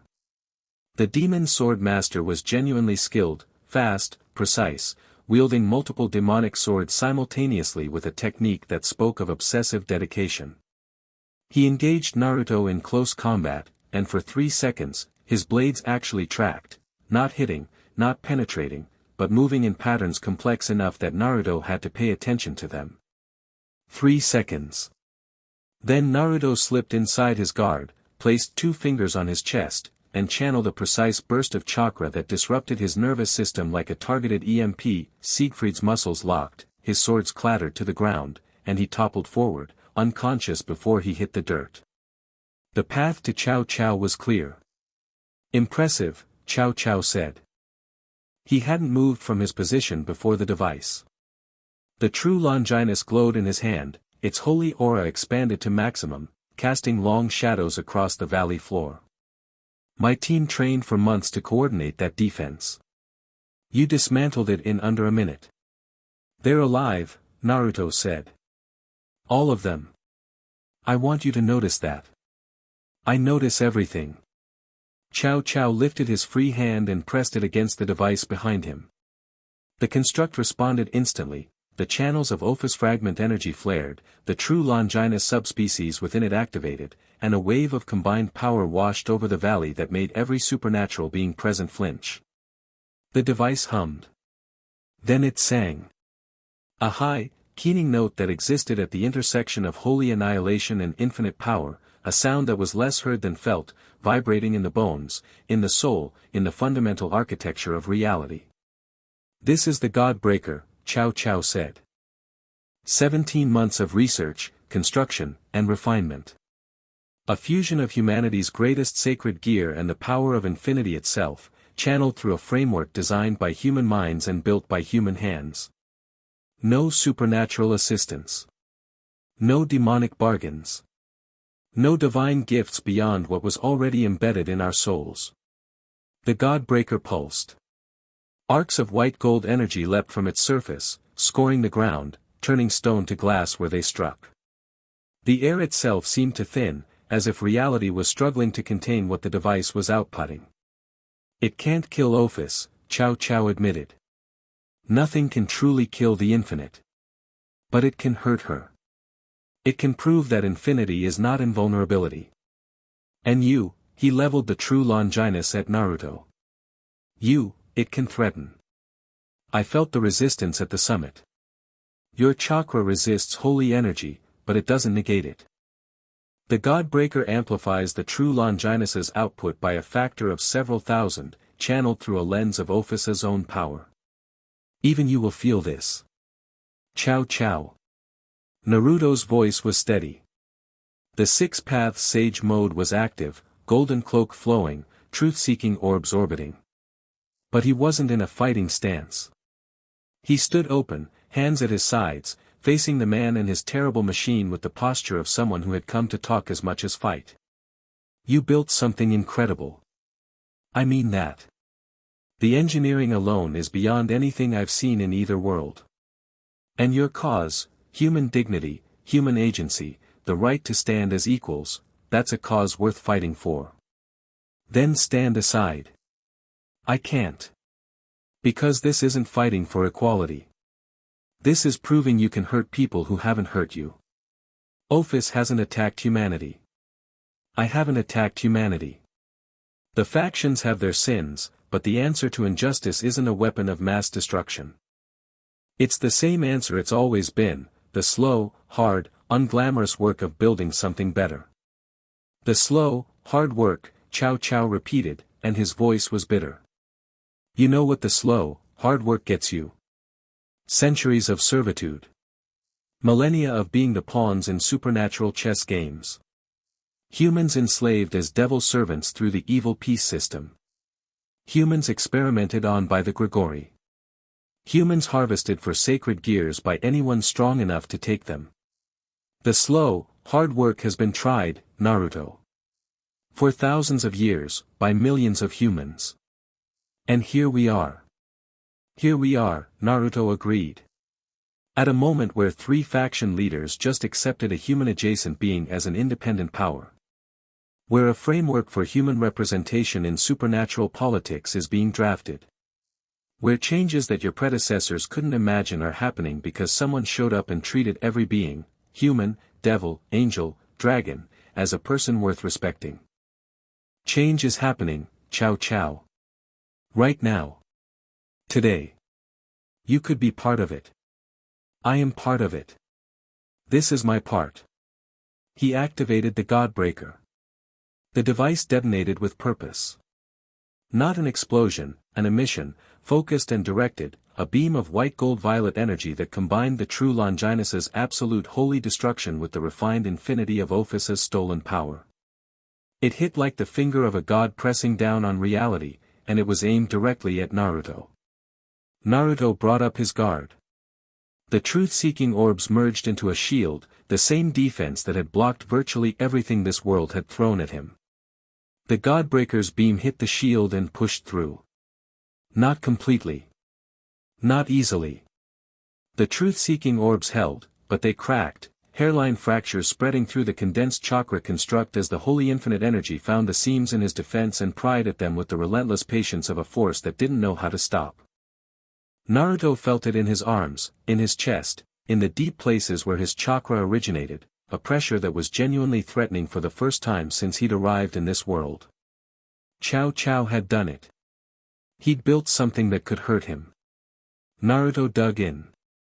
His feet cratered the ground. His chakra surged, Kurama's power flooding his network, the golden cloak intensifying until he blazed like a star. The truth-seeking orbs regenerated, thickened, adapted, because that was what his power did, what it had always done. It grew to meet the challenge. But Cao Cao was growing too. The Godbreaker's output was increasing, the Ophis fragment feeding it more and more power in a cycle that threatened to escalate beyond either of their ability to control. And Cao Cao himself was channeling the true Longinus directly now, adding his own balance breaker output to the device's beam, his body wreathed in the Holy Spear's golden aura, his eyes blazing with the light of humanity's most powerful sacred gear pushed to its absolute limit. This is what a human can do. Cao Cao roared over the scream of colliding energies. This is what we build when you push us to the wall. Look at it. Look at what we are. And Naruto, straining against a force that could have killed a Satan, felt something unexpected rise in his chest. Respect. Not for the weapon. Not for the violence. For the will behind it. For the sheer, staggering audacity of a human being who had looked at a universe of gods and monsters and said I will not be small, and meant it so completely that he'd bent reality to prove it. Cao Cao was wrong. His methods were wrong, his target was wrong, his willingness to hurt people who didn't deserve it was wrong. But his fire was real, and Naruto had never been able to dismiss a real fire, even when it burned in the wrong direction. I see you, Cao Cao, Naruto said, his voice carrying through the maelstrom of energy.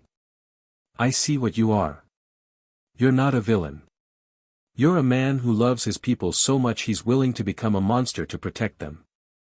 I know that feeling. I've been that feeling. And I'm telling you, from the other side of it, from the place you get to after you've won and lost and won again, the monster doesn't protect anyone. It just creates more things to fight. Cao Cao's eyes widened. Not at the words, at the emotion behind them. Because Naruto's voice carried the weight of someone who had lived every syllable, who had stood exactly where Cao Cao stood and found another way through, and the sincerity of it hit harder than any technique could. Then Ophis moved. She had been standing behind Naruto throughout the exchange, still and silent, watching the Godbreaker's beam strain against his defenses. Watching the weapon that had been built from a fragment of her own power try to destroy the person she had chosen above infinity. She stepped forward. Past Naruto. Into the beam. The Godbreaker's energy hit her and stopped. Not deflected. Not absorbed. Not countered. Stopped. The way a river stops when it meets the ocean, not because the ocean pushes back, but because the river realizes it has always been part of something larger, and the pretense of separation dissolves. The beam was made from her power. Refined, weaponized, twisted into something it was never meant to be, but hers, at its foundation, at the deepest level of its architecture. And Ophis was not a fraction. She was not a fragment. She was the infinite, whole and undivided, and no stolen piece of her could stand against the source. She raised one hand. The Godbreaker's energy flowed into her palm like water flowing downhill, reclaimed, reabsorbed, returned to its origin. The device shuddered, its channels going dark one by one as the power that fed it was simply taken back. That is mine, Ophis said. Her voice was the same flat tone as always, but beneath it was something that made the air tremble. You took what is mine, and you made it into a weapon to hurt what is mine. The distinction in her use of mine was not lost on anyone. The first referred to her power. The second referred to Naruto. Cao Cao stood before his dying machine, the true Longinus still blazing in his hand, and for the first time since Naruto had met him, the certainty in his eyes cracked open completely. Not because of the power arrayed against him. He'd known from the beginning that he couldn't win a straight fight against Ophis, that had never been the point. It cracked because of what he was seeing. The infinite dragon god, the most powerful and most apathetic being in existence, standing in front of another person. Protecting them. Choosing them. Not out of contract or manipulation or the cold calculus of mutual benefit, but out of something that looked, impossibly and undeniably, like love. A monster, by his taxonomy. A supernatural entity beyond all others. Displaying a more human emotion than Cao Cao had allowed himself to feel in years. How, Cao Cao said. The word came out raw. Naruto stepped up beside Ophis. The golden cloak still burned around him, truth-seeking orbs restored and orbiting, his power fully manifest and completely unleashed. He could have ended this. A single technique, a fraction of his full output, and Cao Cao would be done. Instead, he let the cloak fade. The truth-seeking orbs dissolved. The six-path sage mode pulled back into his body until he was just a man standing in a ruined valley, facing another man across the wreckage of a dream. You know how, Naruto said. You've always known. You just convinced yourself it wasn't enough. Cao Cao stared at him. The true Longinus trembled in his grip. Humanity's strength was never about matching the supernatural blow for blow, Naruto said. It was never about building bigger weapons or proving you could hurt gods. Your strength is this, he gestured between himself and Ophis, between the allied forces that had come together to face this threat, between the factions and individuals who had spent weeks learning to work together despite centuries of enmity. Connection. The ability to reach something inside another being that power alone can't touch. That's what makes humans extraordinary, Cao Cao. Not the fist. The open hand. Around the valley, the battle was winding down. George's barriers had collapsed under Vala's team's assault, the pocket dimension dissolving back into normal space. Leonardo's creations were fading without the spatial framework to sustain them. Heracles was conscious but not fighting, sitting against the crater wall with the dazed look of someone reassessing his career choices. Jean and Siegfried were being tended to by their own, bruised, beaten, but alive. Naruto had kept them all alive. Every single one. In a battle that could have produced a body count in the dozens, the only casualties were the landscape and an unfinished weapon. Cao Cao lowered the true Longinus. It was the smallest movement, a shift of angle, a relaxation of the wrist, but in the context of who he was and what the spear meant to him, it was an earthquake. The weapon's holy glow dimmed, not extinguished but banked, pulled back from combat readiness to something more like rest. You're asking me to believe, Cao Cao said, that a world where humans and supernatural beings coexist as equals is possible. Despite everything. Despite the history, the power imbalance, the systemic exploitation. I'm not asking you to believe anything. I'm asking you to look at what's in front of you and draw your own conclusions. Naruto nodded toward the valley's edge, where Cerzex and Michael stood side by side, a devil king and an archangel, hereditary enemies, watching the scene with expressions of cautious hope. Where Issei Hayadu, a human boy reincarnated as a devil, was helping Asia Argento heal wounded allies regardless of faction. Where Vala Lucifer, a half-devil battle junkie, had fought alongside Rias Gremory's peerage without a second thought. 3 weeks ago, half those people would have killed the other half on sight, Naruto said. Today they fought together. Not because I forced them. Because someone showed them it was possible, and they decided it was worth trying. That's all it takes, Cao Cao. One crack in the wall. One proof of concept. One moment where the impossible becomes real, and suddenly everyone's willing to try. Cao Cao was quiet for a very long time.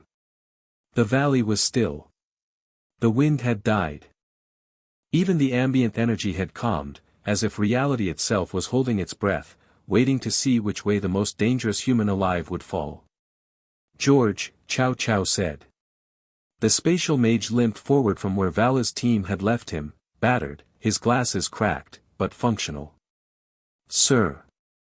Dismantle what's left of the Godbreaker. Safely. Return the Ophis fragment to. He paused, glanced at Ophis. To its owner. George blinked. Looked at Chow Chow. Looked at Naruto. Looked at the infinite dragon god, who was watching the exchange with an expression that was impossible to read but somehow conveyed approval. Yes sir, George said, and moved to comply. This isn't surrender, Chow Chow said, meeting Naruto's eyes one final time.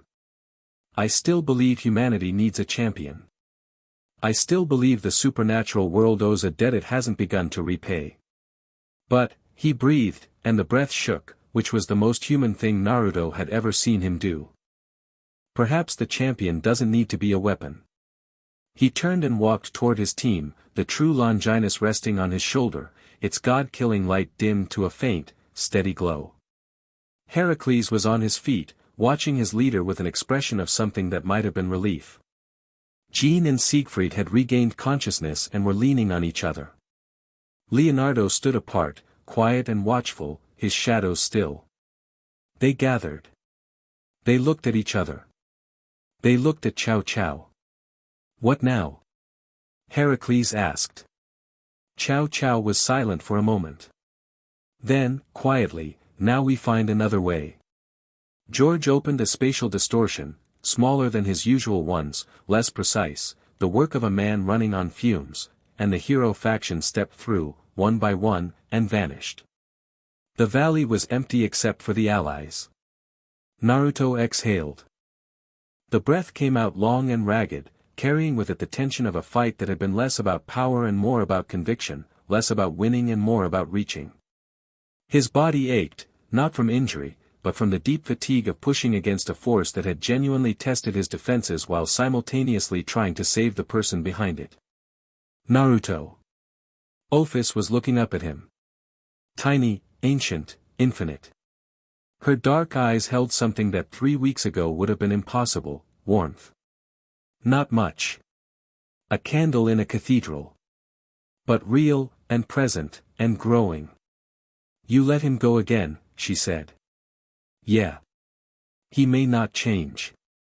He might not. But you believe he will. I believe everyone has the chance to. Whether they take it is up to them. She considered this.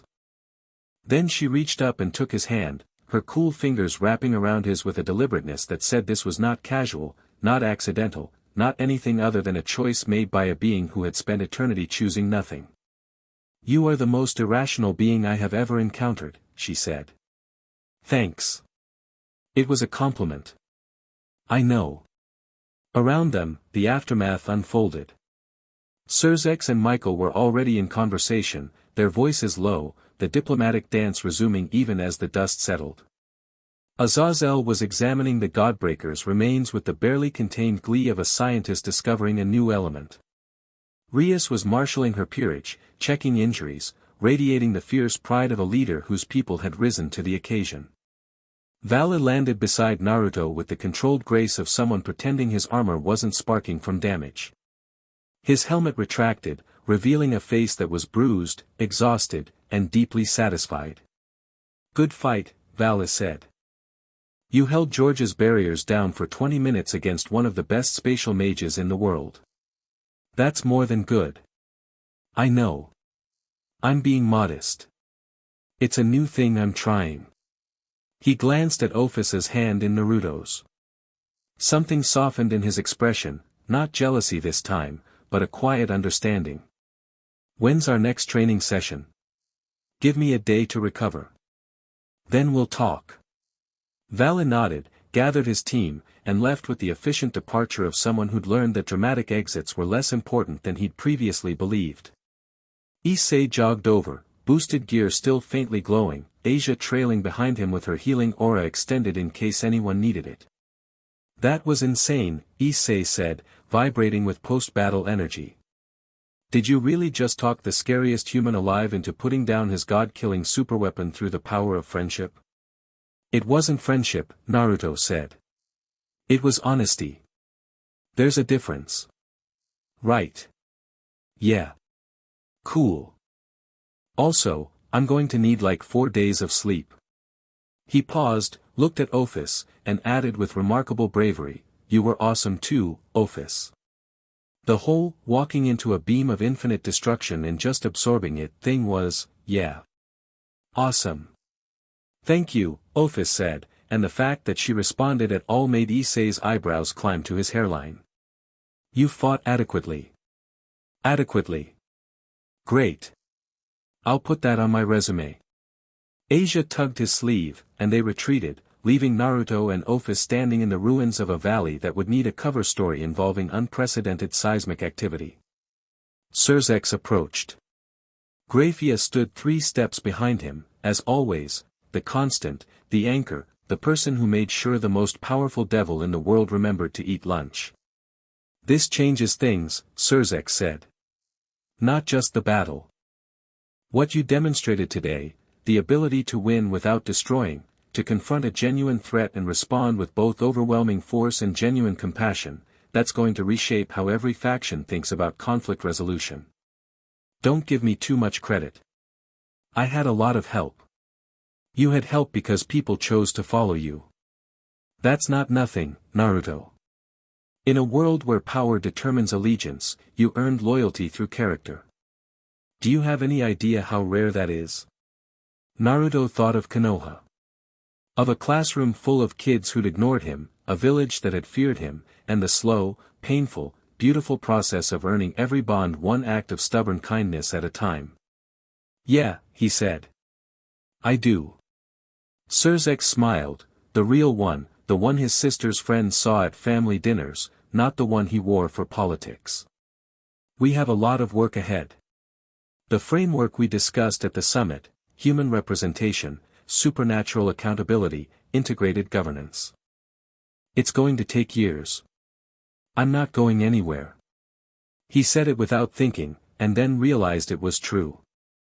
Not just logistically, he still didn't know how to get home, and the prospect of discovering a method grew dimmer with each passing week, but emotionally. This world, with its broken politics and ancient grudges and impossible beings, had become something to him. Not a replacement for what he'd lost. Nothing could replace the elemental nations, Konoha, the people he'd left behind. But a place where he mattered. Where his presence made things better. Where the bonds he was building had weight and meaning and the potential to grow into something lasting. Home wasn't a place. He'd known that since he was a kid eating ramen alone in an empty apartment, dreaming of a family he'd never had. Home was the people who chose to stay, and the people you chose to stay for. I'm not going anywhere, he said again, and this time it was a promise. They walked back to Kuoh as the sun climbed toward noon.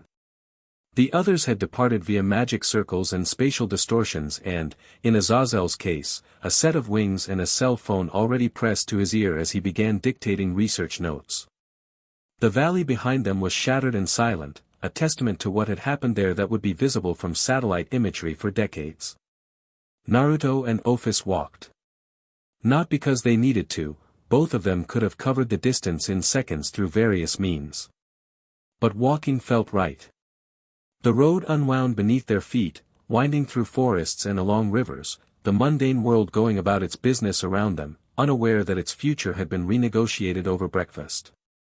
They didn't talk for the first hour. The silence between them was the kind Ophis had been searching for her entire existence, not empty, not absent, but full. The silence of two people who didn't need words to share a space, whose presence was sufficient, whose proximity was its own language. Cherry blossoms were falling. The season had advanced while they weren't looking, the trees along the road shedding their petals in slow, spiraling cascades that caught the light and turned it pink. Ophis watched them drift with the attention she gave everything, but there was something different in her watching now. Something that hadn't been there 3 weeks ago. Wonder. Not the intellectual curiosity she'd displayed when encountering new foods or observing human customs. Something deeper. The recognition that a thing could be beautiful not because it was eternal or infinite or powerful, but because it was brief, and fragile, and chose to bloom anyway. Naruto, she said, as they crossed a bridge over a clear stream. Yeah. I have decided something. Okay. The dimensional gap. I no longer wish to reclaim it. He stopped walking. She stopped beside him. The cherry blossoms continued their descent around them, indifferent to the tectonic shift happening on the bridge. The silence I sought was not a place, Ophis said. It was a state of being. I understand that now. I spent eternity trying to return to a location when what I had lost was a feeling. The feeling of being complete. Of existing without the noise of absence. She looked up at him. Her eyes, those depthless, ancient, infinite eyes, held more emotion than he'd ever seen in them. Not a flood. Not a transformation. Just, more. A gradual accumulation, like water filling a vessel drop by drop until it reached a level that was visible from the outside. I found that feeling again, she said. Here. With you. It is different from what the gap provided. It is warmer, and louder, and it involves a great deal of snack food. But it is the same at its foundation. Peace. Completeness. The absence of absence. Naruto's chest was tight. He'd fought gods, survived dimensional displacement, stared down the most powerful beings in two different worlds, and nothing, had ever undone him the way this small, ancient, impossible person was undoing him right now. Ophis, he said, and his voice was rough around the edges. I will stay, she said. The same words she'd spoken at his kitchen table. But they meant more now, because now they were spoken in the full light of understanding. She knew what she was giving up. She knew what she was choosing. And she chose it with the infinite, unshakable certainty of a being who had never wanted anything in her existence, until she wanted this. Naruto knelt so they were eye to eye. He took both of her hands in his, warm around cool, and held them the way you hold something precious. I'm glad you stayed, he said. I know. I'll keep making it worth staying for. You already have. But I will accept continued efforts. He laughed. It came out wet and rough and real, and he didn't try to hide it, because some moments deserved the full truth of what you were feeling, even when what you were feeling was too big for words. They stood on the bridge for a while, two beings from different infinities, watching cherry blossoms fall into clear water, saying nothing, needing nothing. Behind them, a world in flux. Ahead of them, a future being written in real time by the choices of flawed, powerful, stubborn people who refuse to stop trying. Somewhere in the distance, Kuoh Town waited, with its ramen stands and its school buildings and its hidden layers of supernatural complexity, a small place that had become the axis around which the entire world was turning. Naruto stood up, kept one of Ophis's hands in his, and started walking toward it. She walked beside him. The silence between them wasn't empty. It wasn't the silence of the dimensional gap, vast and cold and perfect. It was smaller than that, and warmer, and infinitely more valuable, the silence of two people who had found, against all odds and across all distances, the one thing that neither of them had known they were missing. Each other. The road home wound through cherry blossoms and spring light, and they followed it together, and the world turned on.